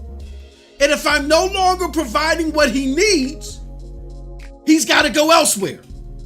And there's only so many hours in a day. And he might find another alternative to MM2K that he can talk and chat it up with. Do you understand what I'm saying, content creators? This might hurt your feelings, but my few years of doing content creation, this might help you out a little bit. So for those of you that are upset or think the Stadia community is toxic because they're not following you to their new stint, you got to understand, they didn't come to you for that. They came to you for this. And when you're no longer providing this, then the core of that relationship has been dissolved. I'm sorry. I learned that a few years ago when I went from creating Xbox content to doing a little bit more PC content to where I was fading from Xbox content altogether. Those people didn't follow me because they liked my take on the Xbox, the pro Xbox content. They weren't toxic or this or foolish or anything like that. And I could have said Xbox had no games at the time. But that's what they like, and that was at the core of our relationship. And a lot of us get this twisted as content creators. Again, there's a level of arrogance and a high and mightiness and not enough self-awareness. And I'm not telling you anything that I ain't have to go through. So if you're making new content or you've altered your content, you might see a purge of some of these people. Just like I saw a purge of the Xbox people. It doesn't make them toxic or unreasonable. They came to you for a specific reason and you're no longer providing that specific reason. So what you have to do is for your new situation is you got to get new members. That's it. That's all. I'm not telling you anything that I didn't have to go through myself. When I was no longer providing console content or Xbox positive content, I had to start from scratch here on Stadia Dosage. It is what it is. Because when I tried putting Stadia content on the other channel, nobody was watching it. I was losing followers. They didn't come here for that. Do you understand what I'm saying?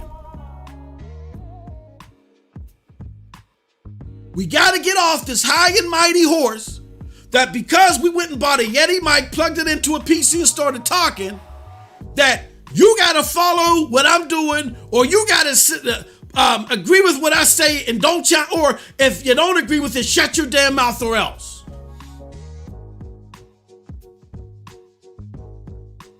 There are some situations where there's exceptions. If you came into the game doing different stuff, or content creators that are that damn good that they can talk about poop on a stick with an HDMI port into it, and they're still going to get followers. There are people that are just that damn talented. I'll give you an example. My mentor, Next Gen 720. Now I get it. A lot of y'all are like, oh, that guy that hates on the cloud. Look, those is my brothers. I love them to death. They just don't have the foresight on how this cloud thing is going to work. And the console thing is where it's popping at right now. But they will see the error of their ways in the future, right? But I still love my brothers. And I got a lot of golden information and continue to get golden information from my mentor, Next Gen 720. He knows the game the best that you can know it. The brother is uber successful. If I were to tell you how much he made doing this, which I won't, your eyes would bleed and dissolve in your head. An exuberant amount of money. He would put some business execs to shame with how much that he gets from this. So he knows what he's talking about. My brother went from making pure Xbox content to hating on Xbox, so to speak, and then getting off of YouTube and going to Twitch. All of those are completely different demographics, and his followers followed him everywhere. But it took him years to own that craft, to be able to do that. It took him years. We have situations where content creators were doing this for months or maybe weeks, wanted to do something else, and now they're upset and bitter with the Stadia community that the Stadia community didn't follow them. That's not fathomable. And I hate to be bringing this up, but something has to be said. You just gotta rebuild, whether it's partially or whether it's in full. You just gotta rebuild, that's it. I can't explain it no better way than the situation with the barber and myself that I just explained. You gotta be self-aware. Content creators. People are coming to us that created Stadia content because they can't go anywhere else and get Stadia content purely. There's either got to be some type of conjecture or some misinformation that's being thrown in there from the mainstream media, so they come and they rely on us, and they love the fact that there was a community built around that effort, giving you raw, uncut Stadia updates and information.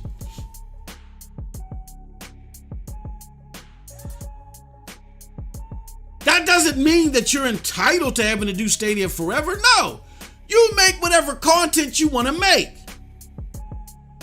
But don't be sour at the Stadia community for wanting Stadia content.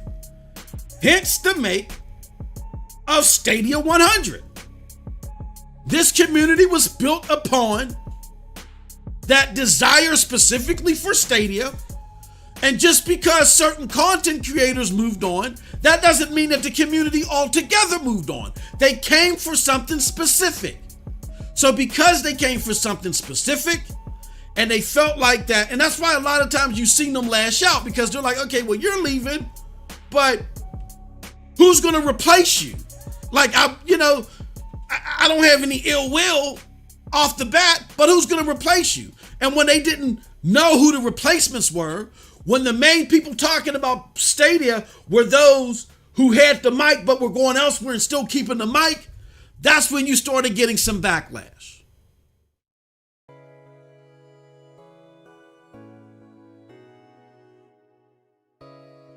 That's where that came from.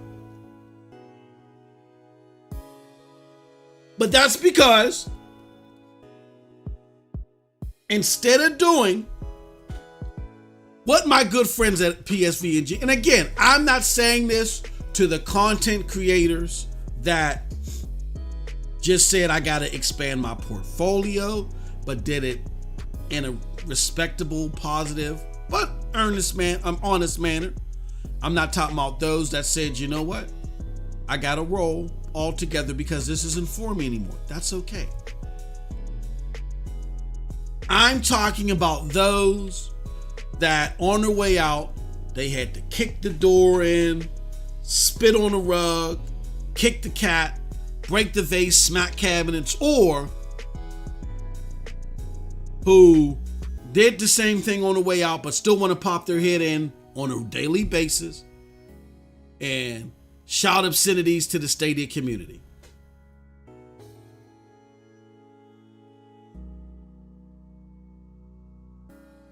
That's a problem. I see my brother in the chat, Project Storm. And here's what I want to say. The most absurd thing that we get all the time in response to that is, well, people are, if you're not 100%, Stadia 100 meant that you had to make 100% Stadia content on your YouTube channel or whatever you do or else.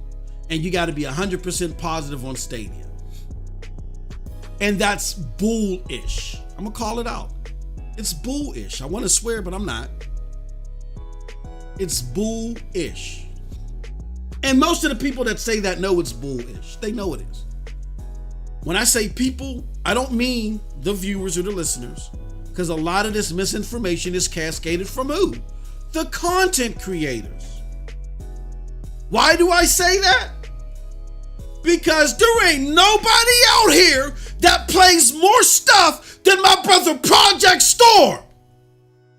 Nobody. None of y'all. None. N-O-N-E. None.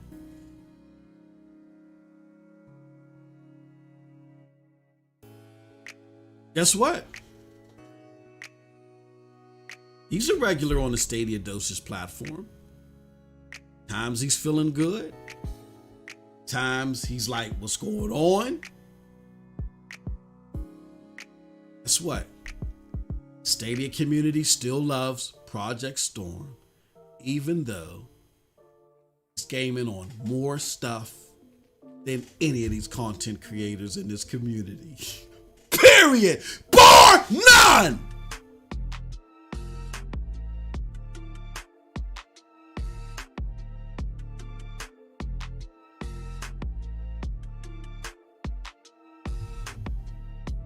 Project Storm is part of a network. You may have heard of them. They're called PNTS Network. We're a network of gamers from all walks of game in life. We have Project Storm that plays everything. We got Stadia Rev, focuses on Stadia. Got Snow Bunny, her focus is Nintendo and now PlayStation 4. And majority Stadia, sprinkled in with some PC and some PlayStation 5. I got a new series out on my MM2K videos channel called the MM2K Quality Series, where I'm playing games that are available on Stadia, but instead I'm playing them on PC. Because of the crazy, super crisp, juicy watermelon, mango juicy, crisp fidelity that I'm getting on PC via my 3070 card. If I hated on people that played on other things, I'd be hating myself, you dumbasses!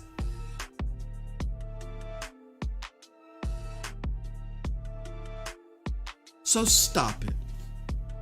Because the community isn't stupid. They would hit me up and tell me when I was at a point, that same point where I brought up where I talked to my brother Rev, and I was like, Rev, just go along with the program. And Rev was like, hold on, something just don't feel right. And then eventually Rev said, you know what? I'm not rolling with this because things are going to shift and fall apart. I'm telling you, MM2K, but good luck with that. And guess what? He was 1,000% right. Me being the optimist, as I am, I'm always the optimist. I like to give people chances. That's just me. I'll defend you sometimes when it shouldn't be defended. Because I like to give you chances. Right? But Rev was right. And he rolled.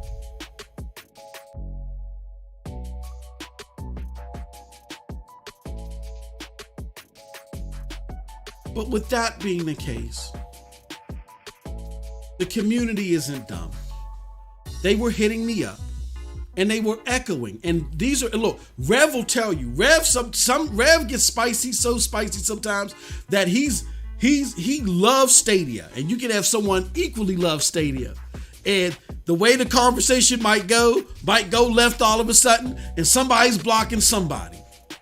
So you have people that are Stadia enthusiasts that don't even talk to Rev, that were hitting me up on a routine basis, and they said the same stuff that Rev was saying to me. And they started doing it in droves. And they started doing it to the point like MM2K, you keep making excuses for this one, and you keep making excuses for that one, but they're not doing right by the Stadia community. And what do they mean by doing right by the Stadia community? Is they're not representing the Stadia community accurately. Like, we don't have issue with Stadia. We don't believe that there's doom and gloom. So stop making it seem like that we've in totality feel that way. Speak for yourself. When you open your mouth and you say this, say that this is my point of view. Don't make it seem like it's the entire Stadia community's point of view, which there were some content creators doing that. And they've admitted to doing that. And they were hitting me up because I was getting on the horn defending some of them, because I'm thinking about this greater effort where we're trying to solidify and lay down the tracks for the greater Stadia community, but it was starting to fall apart. And then what really happened is that at some point in time, GFN just started acknowledging people. Amazon just started acknowledging people. And that was enough for some content creators of the platform to really start to revolt in their support of the platform. Now, I'm in it, and again, I'm not saying there's anything wrong with being in it for your own personal growth as a content creator. There's nothing wrong with that. Again, this is an expensive hobby. But I was in it solely and purely for the people to help educate them on the Stadia platform. Even though I like to game elsewhere as well, I would just game elsewhere on another channel. And it was nothing to me to have to do that separately and not lump together all my channels, because I would have been, and there was an accusation that I found funny. Storm's gonna laugh at this too. There was an accusation that I started becoming more positive on Stadia because I was expecting something from Stadia. I'm here to tell you, hey look, Stadia probably is sick of me. You know what I'm saying? Because they don't know each day where I'm going to sway. If I'm going to defend the platform or if I'm going to be honest. If I'm going to defend the platform and say, hey, look, this is a 1% business and this business only has so much of a ceiling. So this slower steps that they're taking in some regards is understandable. They don't know if they're going to get that MM2K or if they're going to get the MM2K that lambasted them 2 to 3 weeks because of how they talked about the closure of SG&E, or the one that's going to sit here and do the spaces and talk the way that he did about 60 frames per second. They don't know what they're going to get from me, but you know what you're going to get from me because I represent the voice of the actual community. So if the actual community is happy, I'm going to talk about your happiness. If the actual community is not happy about something, we're going to represent that and I'm going to talk about that. Sometimes I do agree with y'all, sometimes I don't, but that's what's going to come out. Not talking points from Stadia, but the community. I'm in this wholeheartedly for the community. So as content creators, we're having angst about their support of the platform for whatever reasons. I felt like I was getting a better understanding. There were certain content creators that helped me get to that better understanding. And I felt like I got a better understanding of what the platform was for. So that helped to evolve my thought process on the platform. People had other motives. I'm not saying they were necessarily bad, but they had other motives for mine. Their support of the platform started to devolve.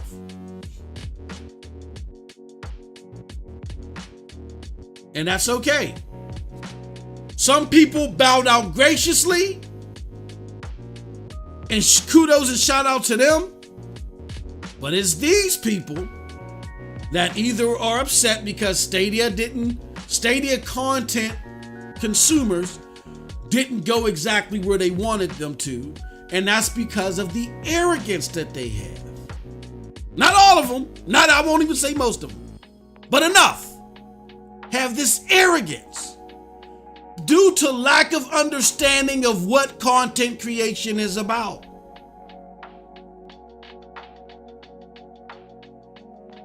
When you're first starting off, it's not about you. It's about the spin or the angle that you're putting on the content that you're covering. It isn't until you own your craft that you get good enough, like a Next Gen 720, or like other content creators who can cover anything, but they're that damn good at it that people will follow them wherever they. You have to own your craft to get there. Once you own your craft and you get there, then you can make moves like that. But until then, if you come in and you make a channel about pizzas and burgers and all that other stuff, but then you want to switch it up and talk about vegan food, understand that the consumer base might move away. They did it to me. That's what consumers do. It's not a Stadia thing. That's why when people say, oh, the Stadia community just is too rigid, all this other stuff, it's bullpucky because I've seen it elsewhere. It happens elsewhere all the time.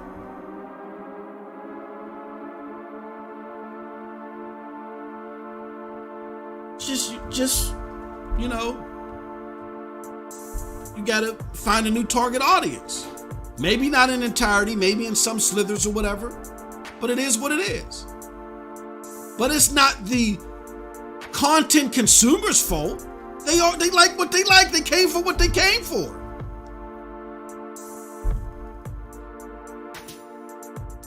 Okay? So, again, it's your channel, your content. Make and enjoy whatever you like for whatever reasons you have.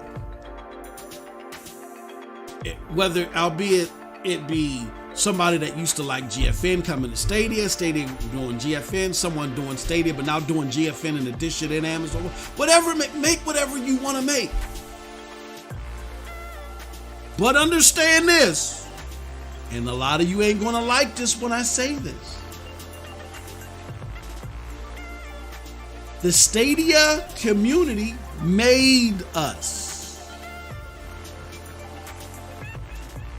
So be very careful about spitting in their tea, knocking over their vase, kicking over the table on your way out. Just roll. Or just make the change. I heard a content creator, and again, like I said, I'm not gonna name any names, who, for lack of a better term, bowed out graciously. They said, look, I love Stadia's tech. I think it's great. It's just that they didn't have the games that I wanted. So now I went to XYZ platform for the most part. They didn't kick over the table. They ain't sitting there on social media dogging the platform. They're not saying that it's doom and gloom. They said, look, it's not for me anymore. I've transitioned. They haven't burnt that bridge. Because I'm telling you all right now, that if Stadia does turn this around, you can't come back. And I'm not saying that for me. I don't care what y'all do. I got too much to deal with that we're trying to figure out over here at Stadia Dosage. I'm letting you know as a consensus from the content consumers, they're not going to accept you anymore. Decisions have consequences. I hope to God, for your sake, that you have an effective plan B and it works out for you. Because they're not going to take you back. They're not. The decisions have already been rendered and it's out of my hands. And if that's the way that the community is going to go, fine. I'm no better than them. I'm not their drill sergeant. I'm not one of these arrogant content creators that think just because I bought a Yeti mic, now I'm the principal of Stadia High. I don't think like that. I just know that I'm brave enough to come and say something on the mic and do this. I'm providing a commodity that people want to consume. Excuse me. That doesn't make me any better than the people consuming the product. Imagine me having a hamburger shop, and after I give you your hamburger, you're putting condiments on it. You're like, do you really want to put mayo and ketchup on that? I think you're a little porkly enough. Maybe you should lay off on that. If you don't take that damn sandwich and smash it all up in my face and my nostrils. But that's what's happening here. We think because we're providing a product or a commodity that we have now become life coaches for people. I mean, there's nothing wrong with getting on the mic and giving advice. I'm not saying that. That's normal of conversations. But people have taken this to the head to where now they think they're certified life coaches. I've never seen nothing like this in my life. and it's acclimated or it's convoluted, and the naivete of too many of the content creators in the greater cloud community. How are you going to tell me, oh no, I don't think that anybody, or not, I don't think how did it start off? No, it's imaginary land to believe that people left Stadia based off of stuff that they got. Don't you know that I've had conversations with people, and some of these same people are afraid because they know that I got access to the records of these conversations where that was actually said? How the hell are you that arrogant to tell me, and you just you hopped up in here 5 minutes ago? Where I've had long drawn out conversations with people about ensuring that that never gets leaked out.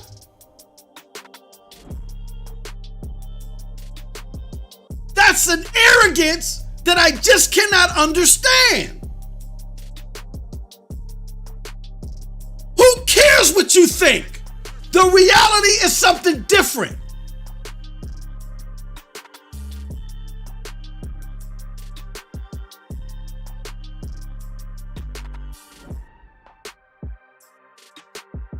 So that's what you're dealing with, people. And again, it's not everyone. It's not everyone. I won't even say it's most. And I ain't got to name names because you can figure out who it is. And if you don't know who it is, when you see the trends, you'll know who they are.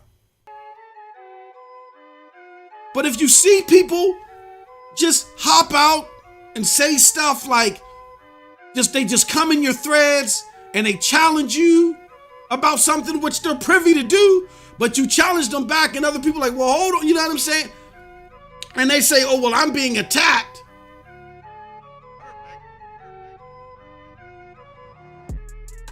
Because they're being challenged, or they're making an assumption about your intentions because you like Stadia. Now you got the bubonic plague because you like Stadia and you won't wallow and whine about it every day. There's something wrong with you. But we're the toxic ones, right? If people have this predisposition about you, and you see this predisposition about you being blasted all over social media from these entities, then you know that that's who I'm talking about.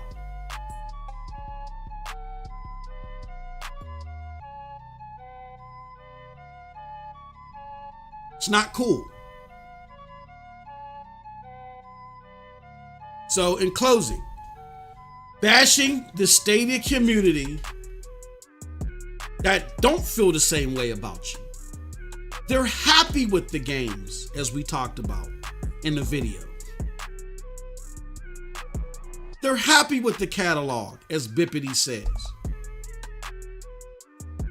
Stadia's target demo are those that are on that NPD list.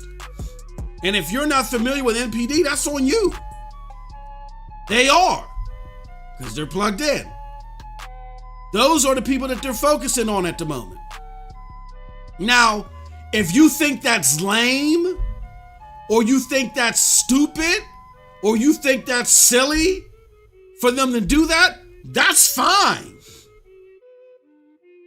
But you ain't got to disparage anybody else that enjoys it. Just go to what you like. Figure out where you belong. Because you're mad at them because they figured out where they belong and you still are looking? That's not their fault. That's a you problem. You just got to figure it out. Just like I had to figure it out once I was done with Xbox. I had dealt with Xbox since early 2000. I felt so lost. Tried to go to PC, but I got tired of having to tweak the bells and whistles all the time. And even though I got this new method of capturing my PC gameplay, I still like, oh man, I don't feel like doing this sometimes. And it takes so long to render and all that other stuff. And I love the fact that I can just plug in Stadia do a 1080 stream, have it look super crisp if I want to just have gameplay out there and go about my business like boom, bam, bam.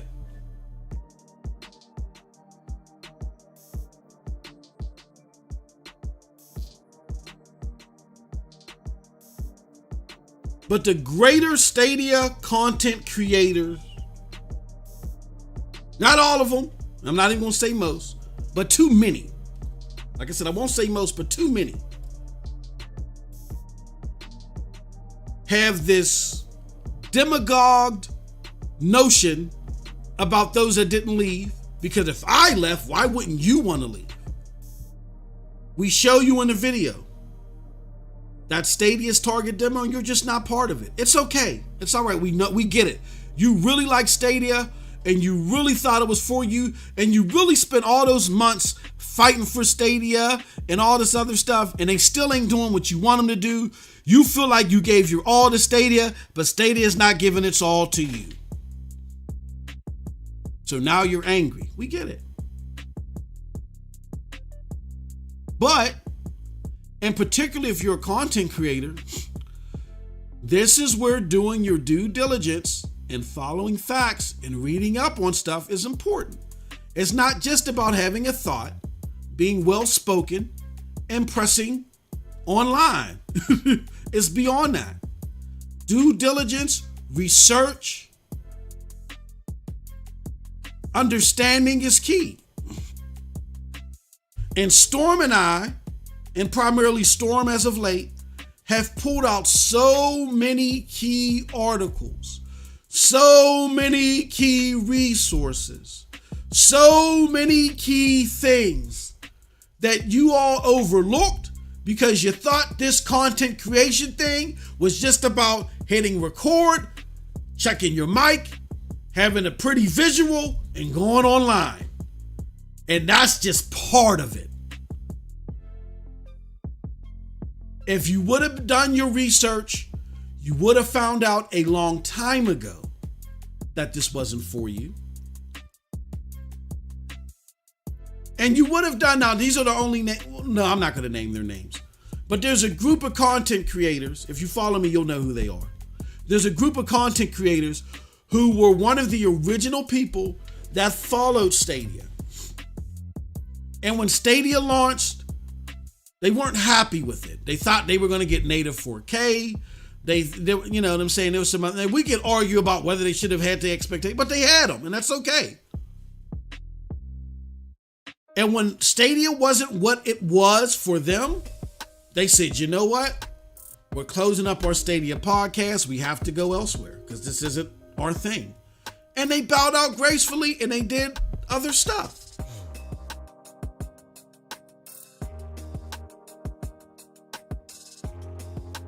They're not peeking back in every 5 minutes. Oh yeah, this sucks and this, that. No, they don't do that. I mean, if you ask them, that might be their opinion, but they don't make it their duty to harass those that didn't do what they do.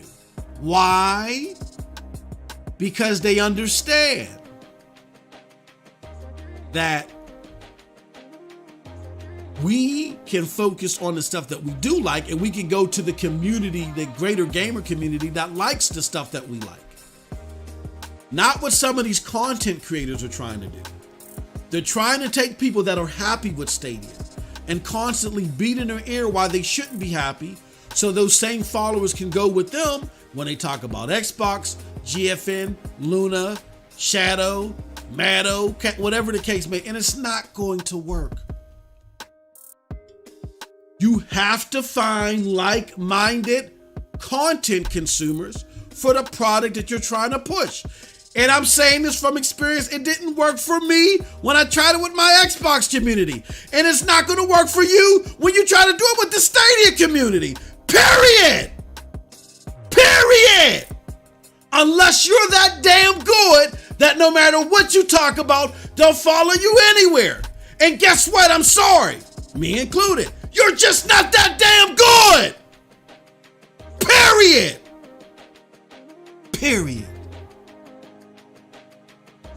Own your craft, build your craft, keep working on it. It's hard work doing this. But the Stadia community is committed to the platform. That's them. Just like the Xbox community is committed to that platform and the PlayStation and so forth. There's nothing different.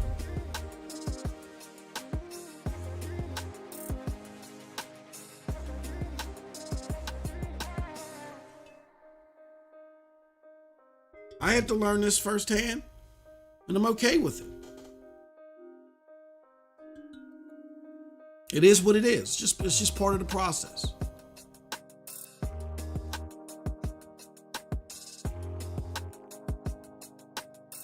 But it's nothing to get mad at the greater Stadia community about. People who are just trying to enjoy the games that they like. So that's my last and final message to you guys, because here's the deal. Here's the truth about all this. Like,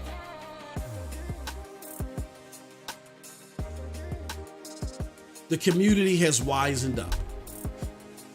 And I think a lot of these content creators are starting to see this now. That's why you're seeing certain efforts. The greater community has wisened up. They realize that even though you still have the mic and you're still talking to the Stadia community, you don't have their best interest at heart. And I'm not talking about, and again, to make this 1,000% clear, because here's what we've had, what I've seen over the last 2 days. We've had situations where the pettiness of those trying to attack the Stadia community was being addressed, and being addressed appropriately and kindly and kind. And then out of nowhere, it was made to be about something else. And no, let me be 1,000% clear. This is not a message saying just because you don't like Stadia as much or at all anymore that you're a bad person and that shame on you and you should be stoned by the Stadia community. No.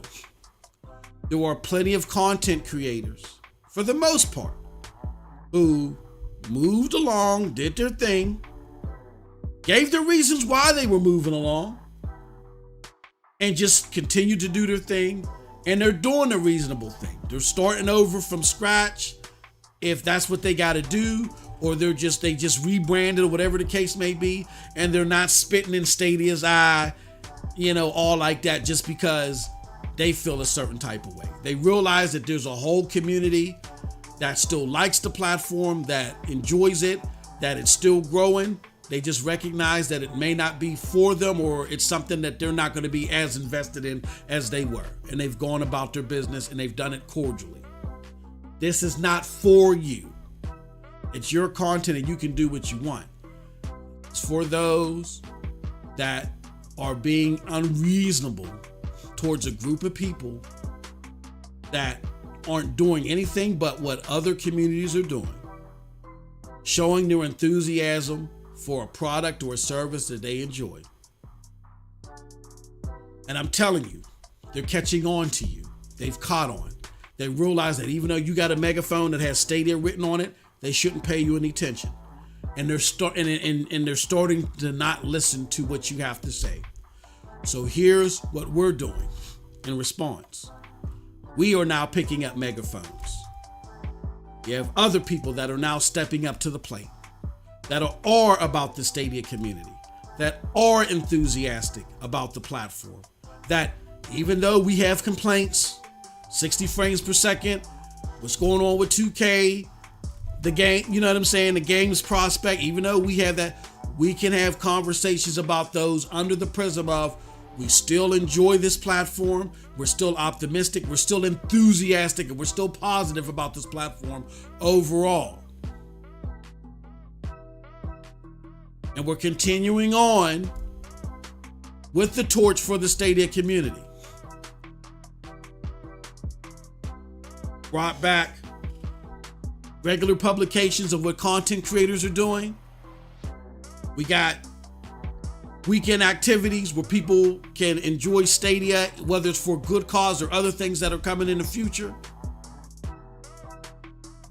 We continue to have great Stadia articles from Stadia Source and so forth. We got my homie John Scar that among the other platforms that he covers, he's doing Stadia stuff. We're doing Stadia stuff more frequently on PNTS Network. We're moving on. We got hep to your game. We're not going to play with you anymore. I just was in the mood and felt like calling everything out. And for those that are new to the Stadia community and the greater cloud community that didn't understand how we got to this point, I just wanted to break it down for you how we got here. Quick recap. We started off this thing with an enthusiasm for the Stadia community, and there was a hierarchy, so to speak, in a way, a drumbeat that kind of led us along the way as far as how to do this thing. However, those that were some of those, not all, and not even most, some of those that were responsible for beating that drum no longer wanted to beat the drum towards representing Stadia. They wanted to change that, even though the content consumer didn't necessarily want that to change. And there were choices that were made. Some people said, we get it. The content creator or the content consumer may not want this change and they may not follow me in my new venture, but I got to do it. This is what I feel comfortable with my content, and I got to do it. And they did it, and they did it respectfully, decency, and in order. Then you had other people that said, hold on, what the hell is wrong with you? I am the content creator. I'm the all-seeing eye. You should follow me, and until you follow me, I'm going to dog and spit on the Stadia thing until you follow me and listen to me because I'm the content creator. And then lastly, you just had people that made up their mind altogether. They were done with the content, and they could care less about convincing anybody to do anything. They wanted to hawker and spit all over the Stadia community, so to speak, on their way out of the door. For whatever reasons. Unfortunately, those that are part of the latter groups still had megaphones with the word Stadia written on them. So people are thinking, hold on, these are reliable, fact-based sources that I should go to when it comes to Stadia content because they were that way in the beginning, right? And I'm here to tell you, as far as I'm concerned, and as far as many are concerned, no.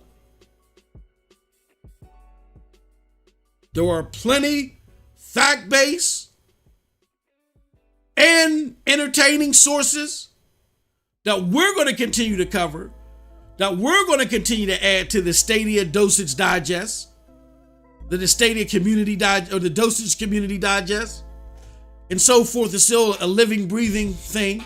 So you're aware of who fully represents the community.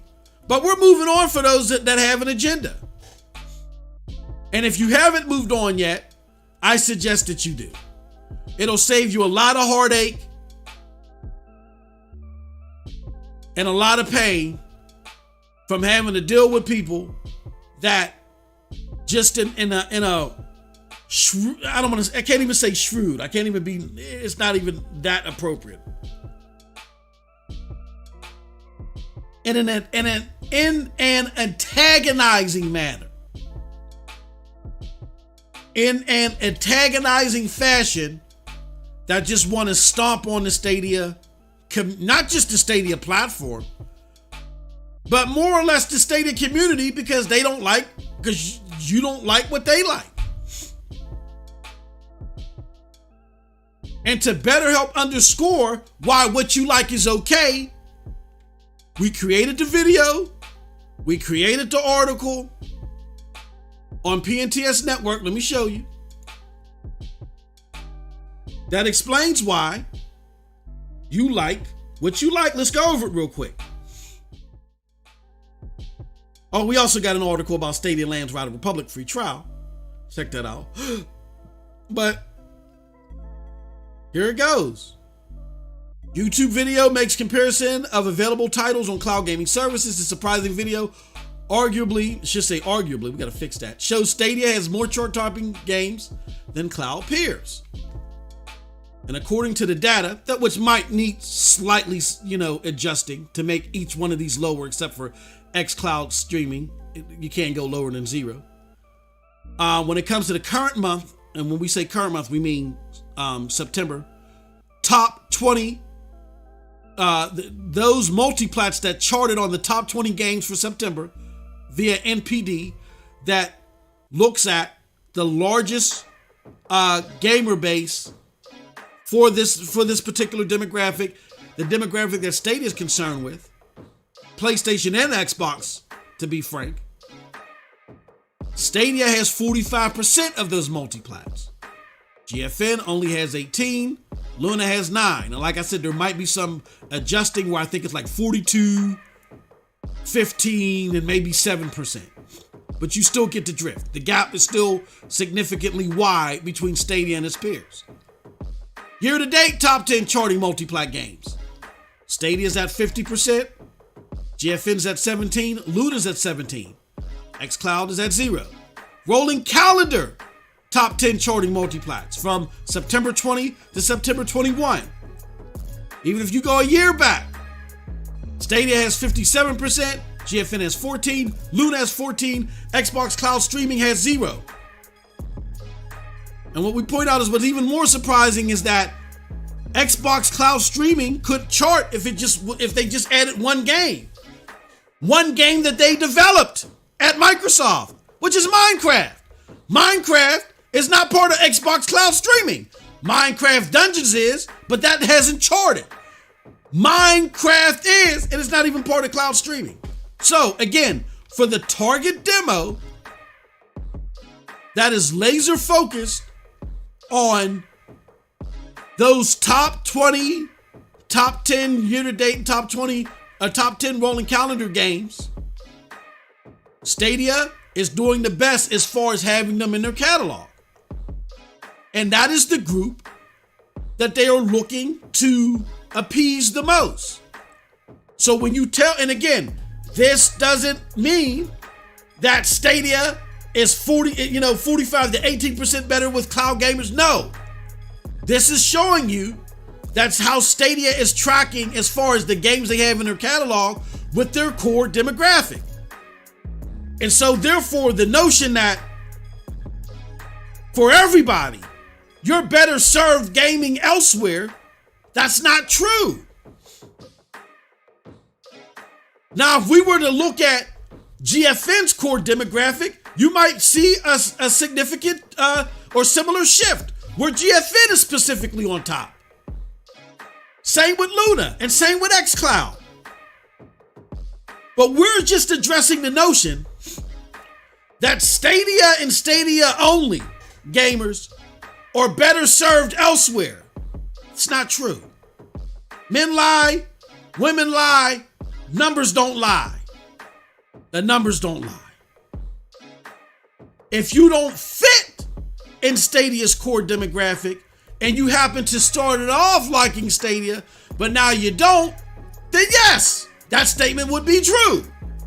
But for Stadia's core demographic, out of all the major platforms, cloud platforms, that is, they're right where they belong at the moment.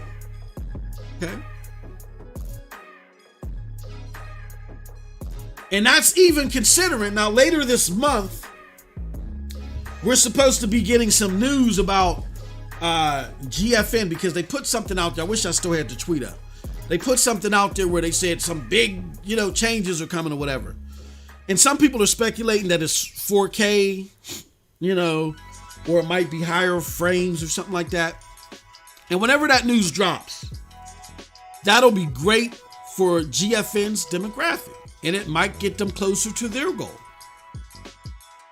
with their core demographic. But again, if they don't have the games that Stadia's core demographic wants, that's not going to make a significant uptick, or it's not going to reverse numbers that much. Or it's not going to, because I can see it right now that if they do come out with like if they do start doing 4K, oh, this is the Stadia killer. The numbers don't prove that. If they come up with the quality that Stadia has and they start getting more together, oh, well, okay. But then you got to get into pricing. For that supposed 4K, are they going to up the price or is it going to be the same? There's so many questions involved. But I can't wait till the end of this month, whenever this drops, because you know it's going, whatever it is, if it's particularly that, you'll hear that, you'll hear that mantra. Right? But that's where we're at. Cloud platform is such an easier barrier to get into. You can have many platforms under your disposal like me and it not even make a dent. So there are gamers that love and cherish Stadia, and there is a community still for that. There are still content creators that want to do that. Despite whatever support or lack thereof from Stadia, we're doing it for the community. There's nothing wrong for people that don't want to or whatever reasons it is. It's okay. But rest assured, Stadia community, there are those that are still here for you, that are still create content, whether it's content alongside something else or whatever. Whether it's content like my brother Project Storm, who he does everything on his channel. There's nothing wrong with that. But he came into the game doing this so people knew what to expect from him.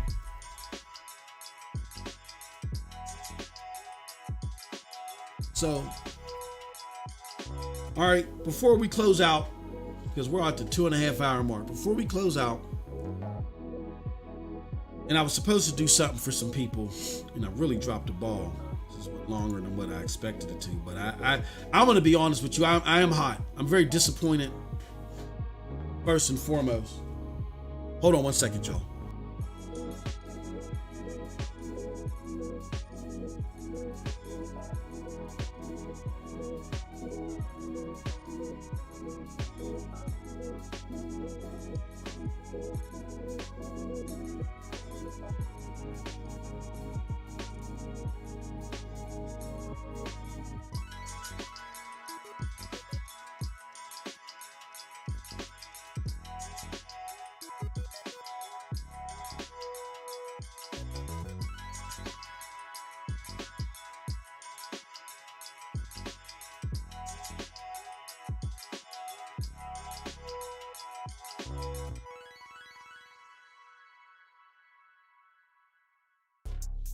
Okay, sorry about that.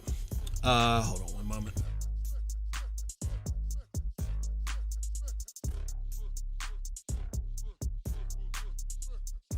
So, it's such a low barrier to entry. It's okay to like multiple platforms. That's never been the question. That's never been the concern. The thing is, for me, is antagonizing a community. I don't like it. Especially a community that has had your back, that really put the spotlight on you. I mean, if you don't relish in the same thing that they relish anymore, or you want to, mix it up a little, there's nothing wrong with that. But again, be very mindful. These are the people that put the spotlight on you. It might not be in your best interest to antagonize them this way. You might get a temporary gain. You might get temporary gain and long-term pain. And I take huge exception. And there's people that I've respected and that, you know what I'm saying, that I've podcasted with, I've had conversations with, that I am going to challenge. I've challenged them already. Tried to talk to some behind the scenes and I ain't get no response because they know they're wrong.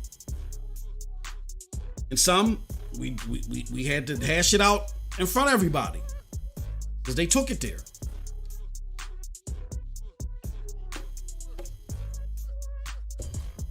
Don't antagonize the community.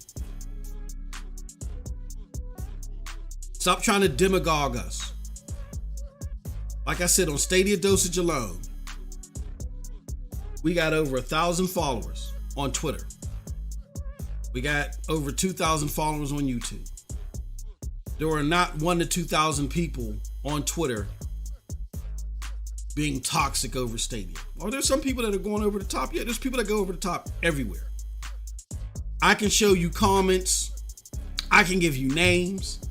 People that follow me all over the place, that DM me, that say all types of crazy stuff to me, that say stuff in my chats, and I ain't worried about it. That is 80 times worse than what you people are trying to call toxic, which is just challenging the integrity of, or the veracity of what you got to say.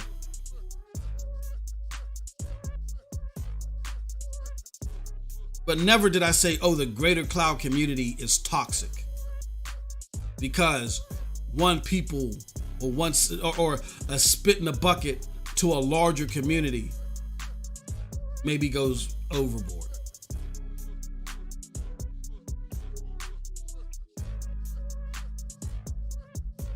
You know what I mean?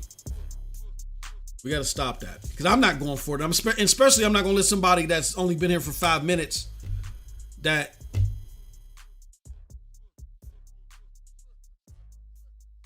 prove today that they like to hop in, they're doing too much. They like to hop in and say things in threads that they're really not equipped to have that conversation about.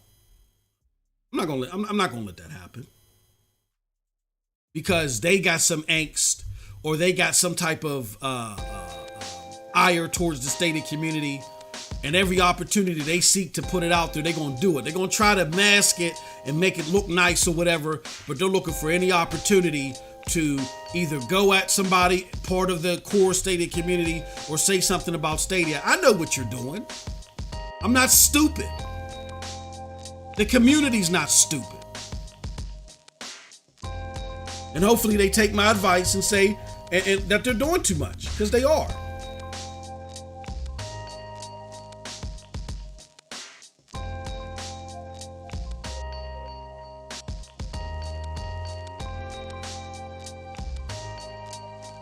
But yeah, I'm with the ish this week. I am. That's just my mood. By the time it's said and done, everything might be torn into bits and pieces. I'm in that mood.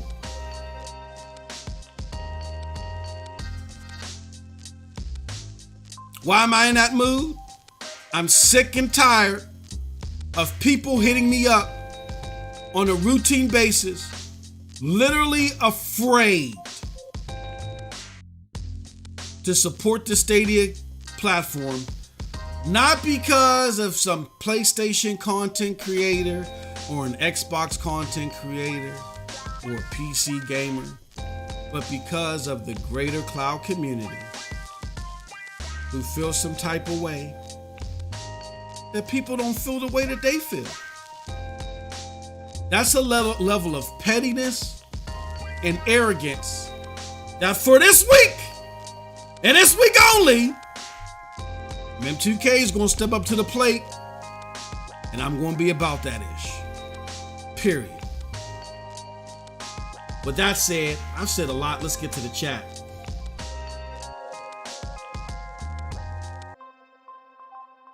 Woo, there's a lot of comments down here. Geek to Sneak says, whoosh, MM2K 1, 2, 3. What's good? Jay Smith says, Winstar says, Chromecast with Google TV. Google TV is a great service now. Yes, I love Google TV. Victor Del Maestro says, why isn't Stadia kicking ass and taking names? So do you mean as far as, see, Vic, help me out here, and I'm not trying to be smart. You gotta talk in specific terms. Help me understand. Let's get to the bottom of this. I can't, because what you're saying is too generalized. Like, what is kicking ass? Do you mean kicking ass from a cloud perspective? Or do you mean kicking ass from a total gaming perspective? Like, help me understand. Like, if you mean from a total gaming perspective, it's only a 1% business. None of these platforms are kicking ass. Like, when I'm getting into debates with people about cloud gaming in general, when I'm out of this silly foolishness that is part of the ugly arrogance that plagues some of us in this cloud gaming, in the cloud community. When I get past that arrogance and I'm actually debating on behalf of the entire cloud community with console gamers, they laugh at GFN's numbers. They be like, how is GFN? GFN has been around for 5-6 years and they're growing at the rate of Xbox. They're not even growing at the rate that Xbox was growing when they're losing. That's how they look at it.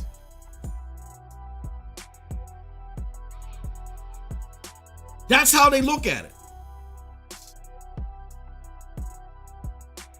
They say, you know what? Cloud gaming ain't even worth talking about. I see your question, Renan. I'm about to get. Well, no, let me. Renan asks. I don't want to. Renan asks, what game are you most excited? What new Stadia game are you most excited about? Rainbow Six Extraction. I'm not a PvP person, Renan. I'm a PvE person. So when I heard about Rainbow Six Extraction, that tickled my fancy. And I was disappointed that it got pushed back because I'd be playing a lot of that. I'm just hoping that it's 60 frames per second on stage. I'm sure it's going to be because it's probably running off the same engine as Siege. And if Siege is any indication of how that game is going to work, yeah, I'm going to be playing that all day. I'll be playing that all day. But right now, Far Cry 6 got most of my attention along with Division 2. But Far Cry 6 on PC got most of my attention. But that's the game that I'm looking forward most to. I'm looking forward to the most on Stadia is Extraction. What else? And then like any of the other Ubisoft, like I'm a big time Ubisoft nut. I love Ubisoft. And there's nothing wrong with being an Ubisoft nut because they're one of the biggest publishers and successful publishers out there.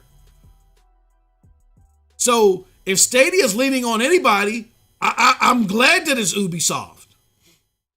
Because they're cranking out the most games and they're one of the most successful publishers out there. So if people are being drawn to Stadia because of Ubisoft, that's great. But mine's is Extraction, and I'll say any of the free-to-play, like Division, Heartlands, and all that other stuff, those are the games I'm most forward looking to.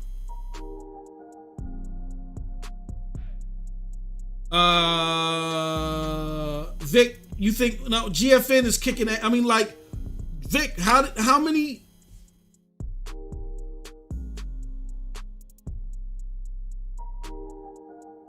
But Vic, where's the numbers? Like, I'm going to say that I am impressed with GFN usage numbers for a cloud platform. I make this argument all the time, like I said, when I'm arguing with my console buddies. But we really don't know where anybody else is. We don't know. So if you're talking about from a cloud perspective, we don't know where Stadia's numbers are. And I don't just look at how many users you've had. I'm looking at how many committed users you have. And paying committed users. Because if you look at the analysts from data from Ampere Group and others, they tell you that the overwhelming majority of GFN's users are not subscribers. They're using the free tier. So if you look at that, does Stadia have more paying subscribers than GFN? Who knows? I'm looking at long-term stability, and I'm looking at what you're bringing in now as far as revenue is concerned, because I want to know that you're subsidizing your growth efforts. Now, NVIDIA makes a pretty penny, but NVIDIA really got some stiff competition on the whole chip making side with AMD. So if they're not pulling in a lot of money to help subsidize their efforts, I don't know. Is that a good thing? It's not enough data out there to say anybody's kicking ass. What I will say is that it's too early to say that anybody is failing. It's way too early for that. And I will say that GFN, even though they are the most forward with the numbers that they are putting out there, I feel are impressive for a cloud platform.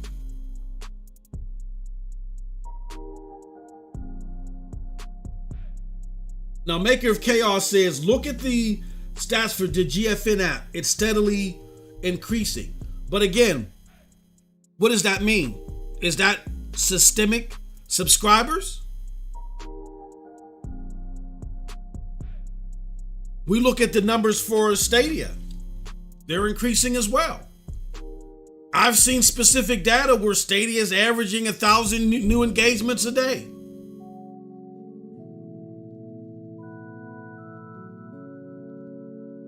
And Maker of Chaos, because I'm with it today, even though you're just basing your opinion. Nobody's ignoring GFN's growth. What I'm asking is, what litmus is it being held against? Are we talking about cloud? Or are we talking about general gaming? And the term was kicking ass. Kicking ass means to me that as far as the people around it, they're blowing past the people around them. I don't know that. I am impressed with what they're showing, but kicking ass to me, I gotta see margins against other. It ain't got nothing to do with Stadia. What are they doing versus what xCloud is doing? Are they kicking xCloud's ass? I don't know.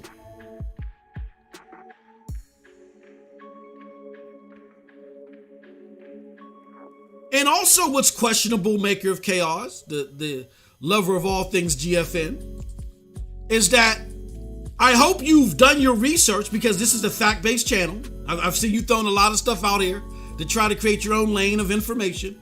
But I hope you've done your research and you've seen where the analyst groups have said the majority of GFN's user base are non-subscribers, meaning they're not paying. They're PC gamers that, while on a hunting trip and waiting for whatever, or going here and there, they're playing at an hour at a time. Are those users helping to subsidize continued growth and further GFN efforts? Is the paying user base, because that's going to be very important in the business. So to say that they're kicking ass, whose ass are they kicking? I don't know. I do think that the growing user base is impressive. I'm impressed. But I'm not going to say that anybody's kicking anybody's ass. Even though you love GFN to death. But that's okay. 1030 Media Group says, it's funny to have shows someone kicking ass. It must be, yeah, exactly. Thank you, 1030. That's it. It's common sense. It's not complicated. You don't kick ass shadow boxing. Oh, he's kicking the ear's ass. No, that's not. Whose ass are you kicking? Let's take, see, this is the problem here. We have these discussions on the pivoting of always trying to make Stadia look bad. Let's take Stadia out of it. Let's play this game. Let's say that everything that everybody's prophesizing here that is part of the Canoe Group is true. Stadia's dead. Stadia's gone. Let's play this game. Stadia's no longer in the game. Whose ass is GFN kicking? Are they kicking xCloud's ass? Whose ass are they kicking? What numbers do you have to prove that they're kicking xCloud's ass? Because last time I saw,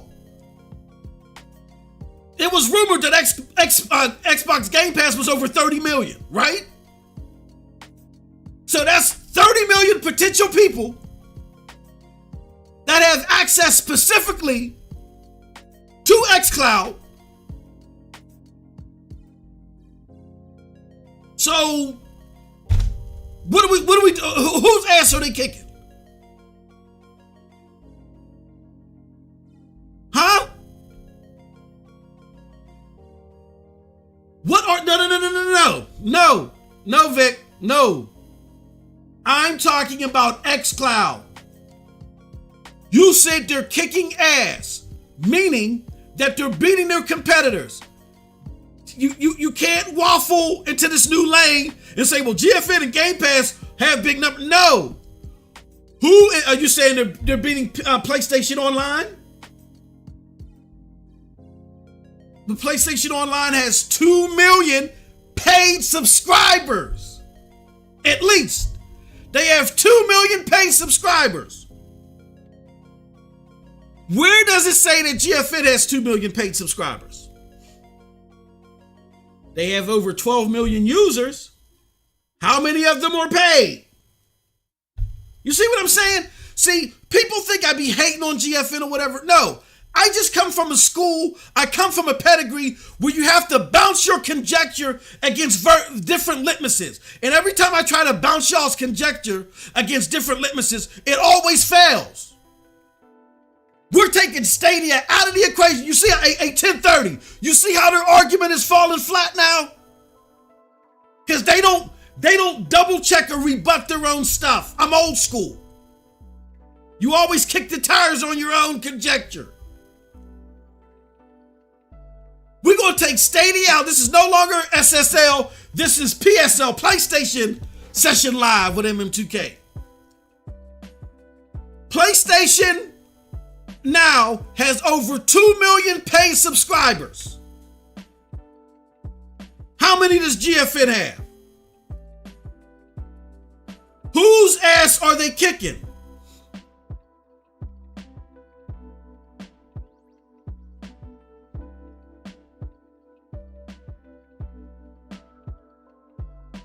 Thank you, Chris.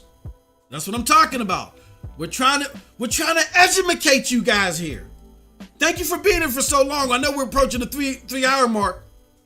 But you see, you guys think I'm just hating on these platforms, but what it is that you guys are just rubber stamping talking points.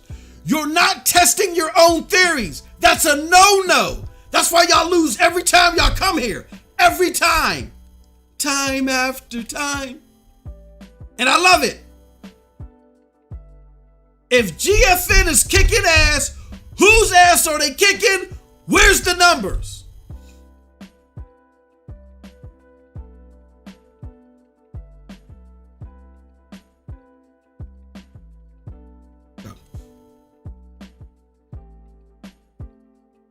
So that's what it is. It's not that I'm hating on the platforms. I have a preference, and I have a preference where a lot of people try to throw shade at it, and we're a counter narrative to that shade, and we have evidence to back it up. That's all, and that's what you see on the screen. The evidence to back it up. That's all. Just because my preference isn't your preference, it doesn't mean we got to go in a tit for tat. It doesn't mean we got to play Squid Games. You know what I'm saying? It doesn't mean we have to play Squid Games. You know what it reminds me of? And I'm not going to spoil too much if you haven't seen Squid Games. But if you've seen Squid Games, I think this is the perfect analogy, especially after what happened today. Remember the marble game in Squid Games? I'm not going to get into much detail of it. Trust me, I'm not going to spoil anything. But it's like playing the marble game and me having one marble left, right? After I tried to trick you and all this other stuff, y'all remember, if you watch the Squid Game, y'all remember the rules and stuff of it. I tried to trick you and it backfired on me, and I got one marble left, and the last thing I could do is drop to my knees, wallow and cry, please, all for nothing, oh please, you don't care about my life, you're being toxic, oh please. That's what happens. I don't get this hate and this animosity towards Stadia, and more importantly, the Stadia community. Y'all gotta get over it. Get over it. Y'all got so much hate and so much animosity towards the Stadia community that what y'all do is, like today, all I did was ask, yo, what's up with these options on said game? And somebody that don't understand what the hell was going on assume, or no. I'm not even gonna give them the benefit of the doubt now because everything was revealed today. They thought it was their opportunity to continue on their Stadia community hate fest because they like to do it in blotches here and there. The Stadia community this, the Stadia community, I'll be peeping it. I just don't say nothing. I'll be like, it's not even worth my time. But it doesn't mean I don't see it. The Stadia community this, the Stadia community that, oh, the Stadia is this, the Stadia that. They wanted to continue on their Stadia hate fest.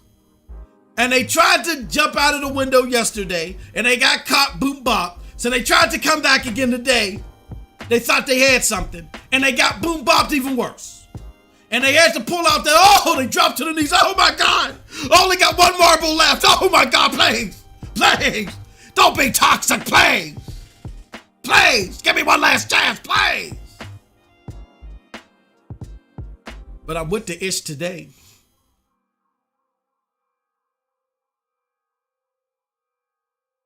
I'm with the ish this week.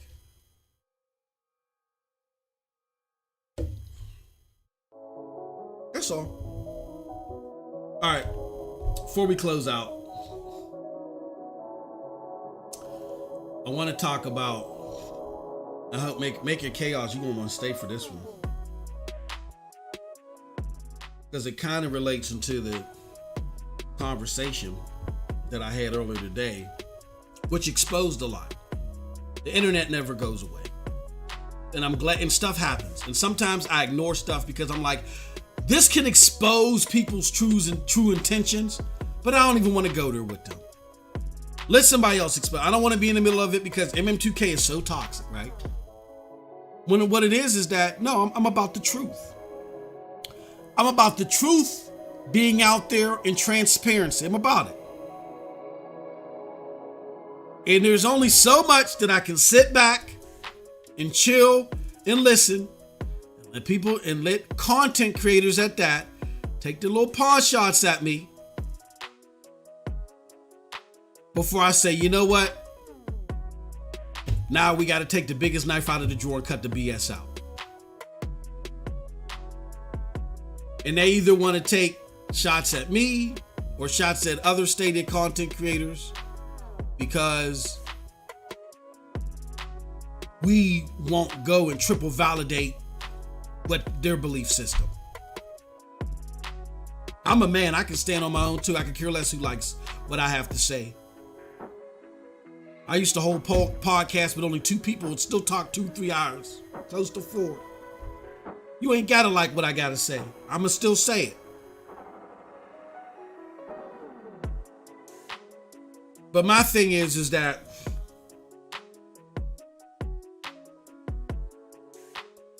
y'all gotta get over the Stadia community hate and the Stadia community ire. Yes, if you have an opinion about something and you put it out there, if it's not rooted in fact, it's going to get challenged. I can't go out there and say PlayStation is not going to win this generation without it getting challenged. I can't go out there and say Xbox still ain't got the games without it getting challenged. Anything that I say that puts something in a negative light that people don't agree with and they feel like they got ulterior facts that can disprove it, it's going to get challenged. That's not toxic. It happens in every community. When I talk about GFN, you just saw it in this chat. What did Maker Chaos say? What she is welcome to say.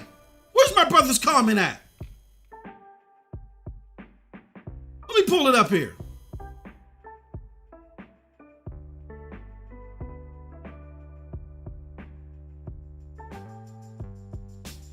Okay. He says to ignore GFN's growth and say it's trivial is asinine. Now, I don't know if he was talking to somebody in the chat. I don't think he said it was trivial. I don't think anybody in the chat said it was trivial. So he was referring to me, which I never said it was trivial. I just said I'm not going to slap the tag of kicking ass on it.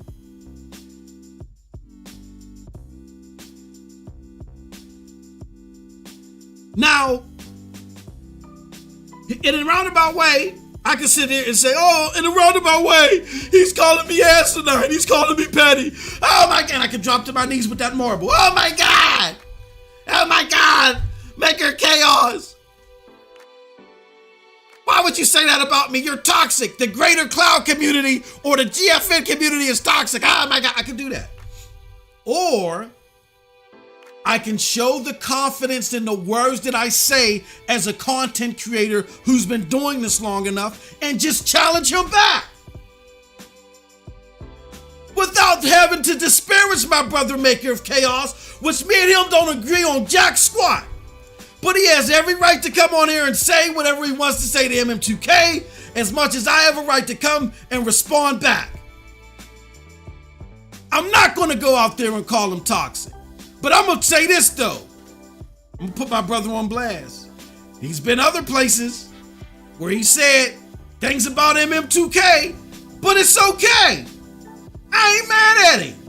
That's his opinion. But I'm not going to use what Maker of Chaos says about me and demagogue a whole goddamn community. That's asinine.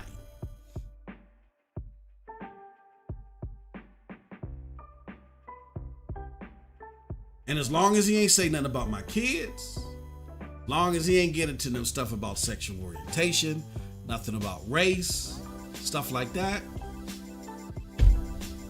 he's welcome. You know what I'm saying? He just has to be welcome to be challenged. That's the only rule that I have. As long as you don't hit them litmuses, you're welcome to say what you want. You just got to be welcome to be challenged. That's it. Am I going to call Maker of Chaos toxic? Hell no. Me and him don't agree on nothing. But I'm no better than him. I'm no better than him because I don't agree with him. What type of arrogant bullpucky is that? It's disgusting. And it shows how pathetic situations get when you don't know how to debate your point. It's pathetic. So you can use the toxic word all you want. I'm going to say it's pathetic. That's what it is. There's no other way to describe it. It's pathetic. You can't debate your point. You came in here hot. You can't debate your point. So the last thing you want to do is say, drop to the knees with that marble. It's pathetic. And it's at the root of the split within Stadia versus the greater gaming community.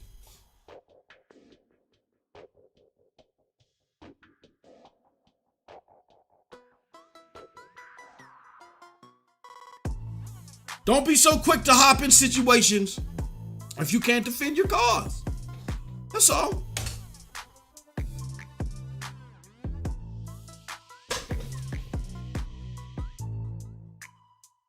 Pathetic. You want to demagogue a whole damn community because you can't win a debate with me. I'm just one person. What type of pathetic stuff is that? I'm not even gonna call it arrogant no more. It's pathetic.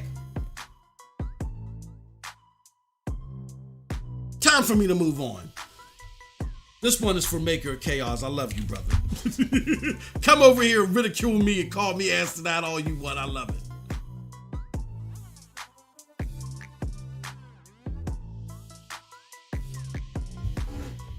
All right. Speaking of Luna and GFN, I played Far Cry 6 on Luna and GFN for the first time today. And my results were amazing. My results were shocking to me. Why were they shocking? Because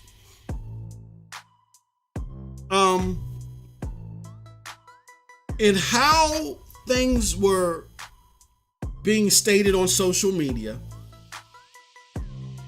in the order that people were saying things on, as far as the how they were ranking the platforms.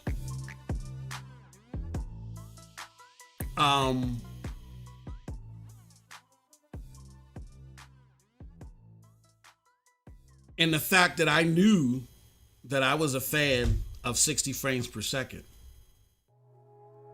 I was leery about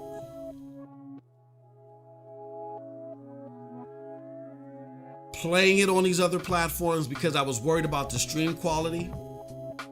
But I was looking forward to trying out the 60 frames per second action that you were getting there. And I heard so much, particularly about GFN, that I just assumed that as much as 1080 can do, that GFN at 1080 at 60 frames per second was going to blow my mind to a degree. That's what I thought. I expected Stadia maybe to come in second with their 1080 third, because I'm ranking solely 1080. No, I'm lying. I cranked GFN up all the way up to 1200p, and I maxed out the bitrate. The GFN.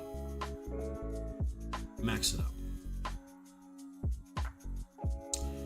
And to make sure I'm not lying,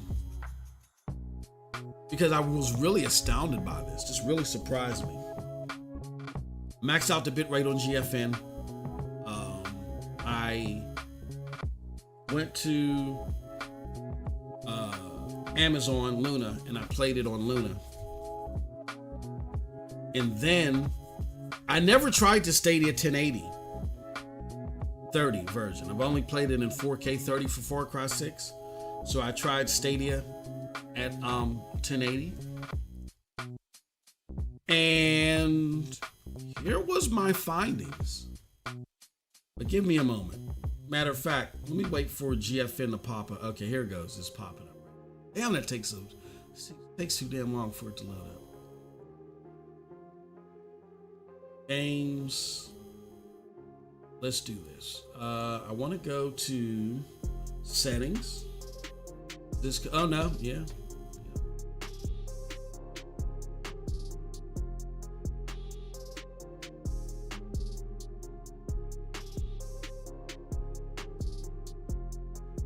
Okay, yeah. 60, yep, frame rate is 60. Resolution. Yeah, I got the bitrate maxed out. Yep, so everything's still maxed out. Okay, so, and I wanted to make sure to be fair. So, here's my actual findings. As far as I'm concerned, at 1080, GFN is not number one. Not from what I got. When I played GFN Far Cry 6, here's what I got. It had great textures and it had great sharpness. Well, no. It was too sharp. I don't want to say it's great. It's like they took the sharpness and turned it up all the way. And it was too much to the point to where the anti-aliasing was horrible. Like there were jaggies all over the place. And the only thing that was great in my experience for GFM was the lighting. The lighting was fantastic. The textures that as they looked under the lighting was fantastic. But it's only when there's light sources. I got too many stutters. Way too much pop-in. I went from low medium settings to low high, and just incremental improvements. I did not like the experience at all on GFN. That's my experience. I was disappointed. And then the stream quality was blurry. And what's the word I was looking? It was grainy. It was like the draw distances were too blurry and grainy. What it reminded me of was Ghost Recon Breakpoint at launch on Stadia at 1080. Remember how bad that looked? That's what it reminded me of on GFN. The stream quality wasn't good. Now here's what I noticed. And I debate a lot of people back and forth because they used to show me stills of GFN and Amazon. That's all fine and dandy, but that doesn't tell you the whole story. When I would stop and stand still, it's like the stream would catch itself and it would look superb. It would look marvelous. But as soon as I started moving, it was bad. It was bad. So I'm putting GFN last out of the three at 1080. So then there's Amazon and Stadia. Amazon, surprisingly, even though the immediately upfront textures look better on GFN, all the way around on Amazon, the textures look good. It wasn't too blurry, even though the stream quality was a little soft. And I will say that even though I didn't get any stutters, I can't say that Amazon was a flat 60. I did a stream test on GFN, and for the most part, I was getting 58 frames per second in the benchmark test. But then when you got into the intense areas, it would dip, and it dipped and when I did the benchmark test, it told me that it would dip as far as 27, and it definitely dipped under 30. So I didn't like GFN's. I put that last. Amazon had a great balance though of stream quality and FPS performance. Nothing was like extremely great for Luna, but it was all balanced. Okay. Then there was Stadia. I tried Stadia at 1080p 30, expecting because if Amazon was a little soft, and GFN, even when I moved everything up to ultra high and it was messing with, and let me tell you, for GFN, don't use that, what's that called? That super fidelity? That made it worse for me. It didn't work for me. I won't say don't use it, but this is my user case. I don't have great visual experiences with GFN except for a handful of cases, like Road Company, Destiny 2, Outriders, but for the most part, I don't get good stream quality with GFN. So the super fidelity, when I tried that didn't work either.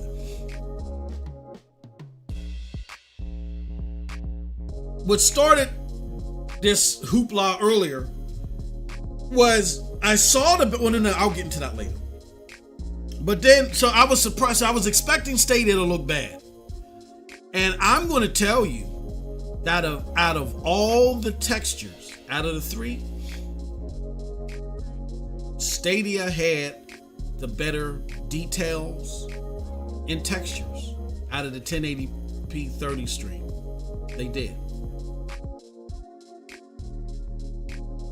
You just have to balance, you got to make sure you balance the contrast appropriately. Because at first I had it like a little ashy. I'm like, why is it so soft? And I said, oh, let me balance it. And I balanced it and it looked good. The image wasn't as sharp as GFN on Stadia, because GFN was at 1200p, Stadia was only at 1080. And I feel like that they did something with GFNs to make to increase the sharpness, but it was too sharp. It was too sharp and messed up the anti-alias. You know how you make things so sharp and then you get all those jaggies? So that was the problem with the GFN one. But the Stadia one, it wasn't as sharp. But you can look at the details, and the details were nice and solid, and the draw distances were good. So even though I put GFN last, where are my placements with Amazon Luna and Stadia at 1080? Well, in second place, I gotta put Stadia in second place. Because even though the Stadia textures and the details, I think, were the best, Amazon Luna had the complete package to where if I'm playing at 1080p, I'm gonna play on Luna. If you're playing at 1080p and you want them 60 frames per second and you can access Luna, my suggestion is to go with the Amazon Luna version. Kudos to Luna, man. Kudos to them. And that's why this is what makes this whole interaction earlier on Twitter, and I'm glad it happened.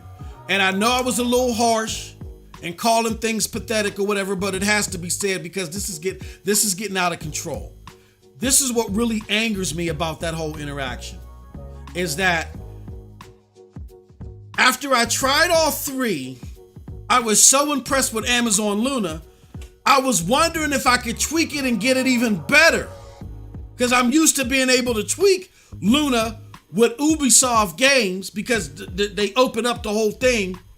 And here somebody comes in interjecting, trying to be smart, trying to take things the wrong way, again, because they got this motif about the Stadia community that they feel like they got to interject themselves even when they don't know what they're doing or what they're interjecting on. They're doing too much. That was the thing that really upset me about that. But I said, you know what? I'm going to give them enough rope to hang themselves. So I asked my questions in a certain way because normally I would have just ignored them. I've ignored them in the past because I said, you know what? At some point in time, they'll learn their lesson. They're newer. But this week, I'm not giving nobody a pass this week. So I gave them enough rope to hang themselves, and they definitely hung themselves because the whole toxic thing backfired on them.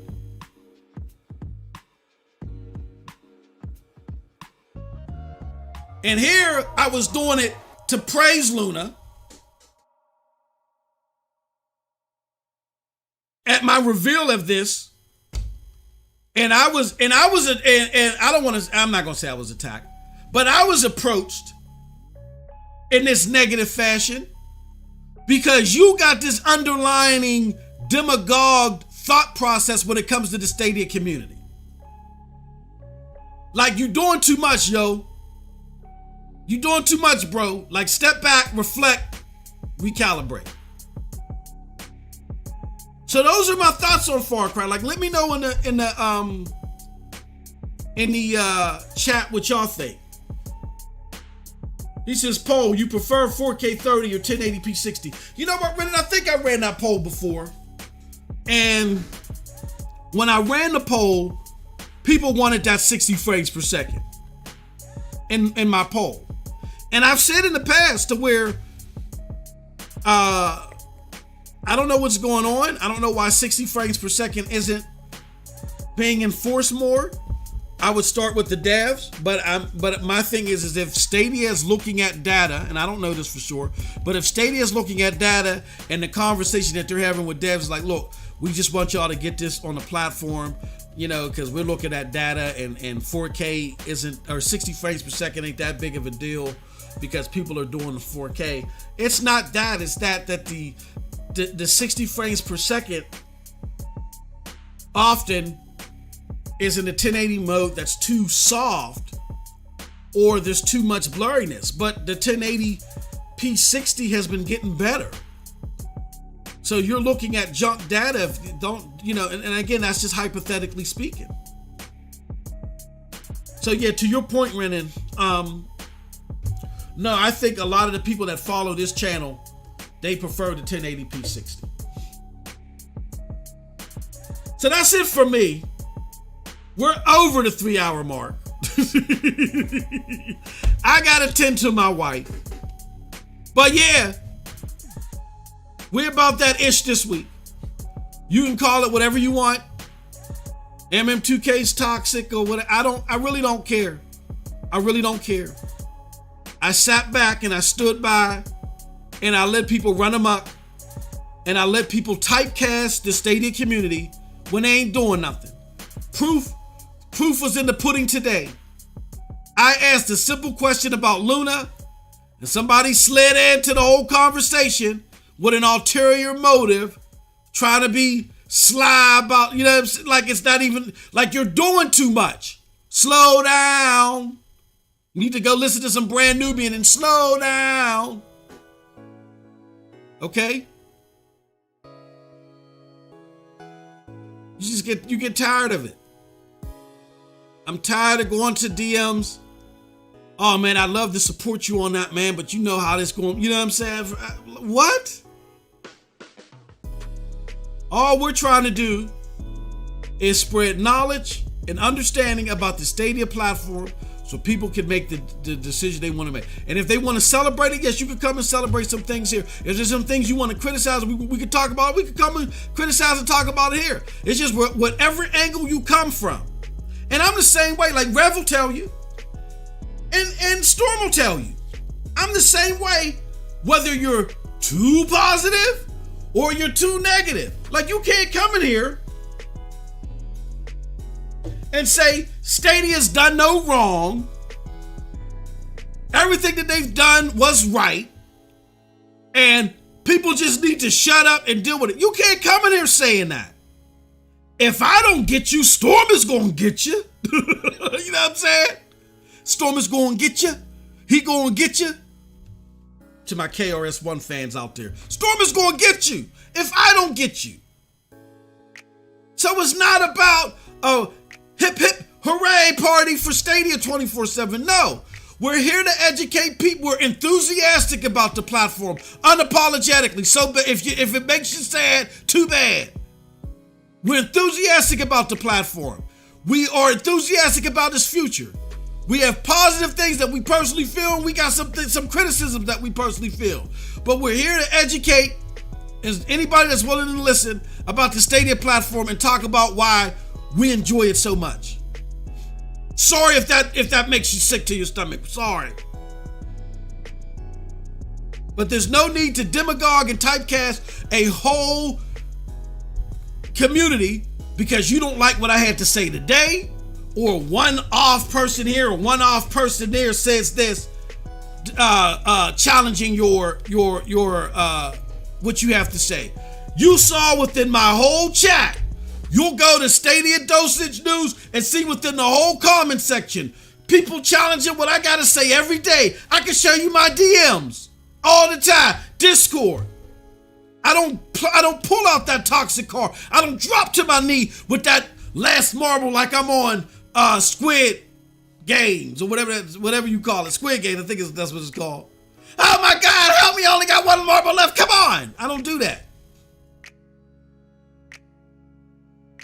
Stop doing it. It doesn't look right. All right, with that said, that's it from your boy. I'm done. Talked for over 3 hours. Now we're going to see what the fallback is on Twitter. Well, I had my fist sandwich.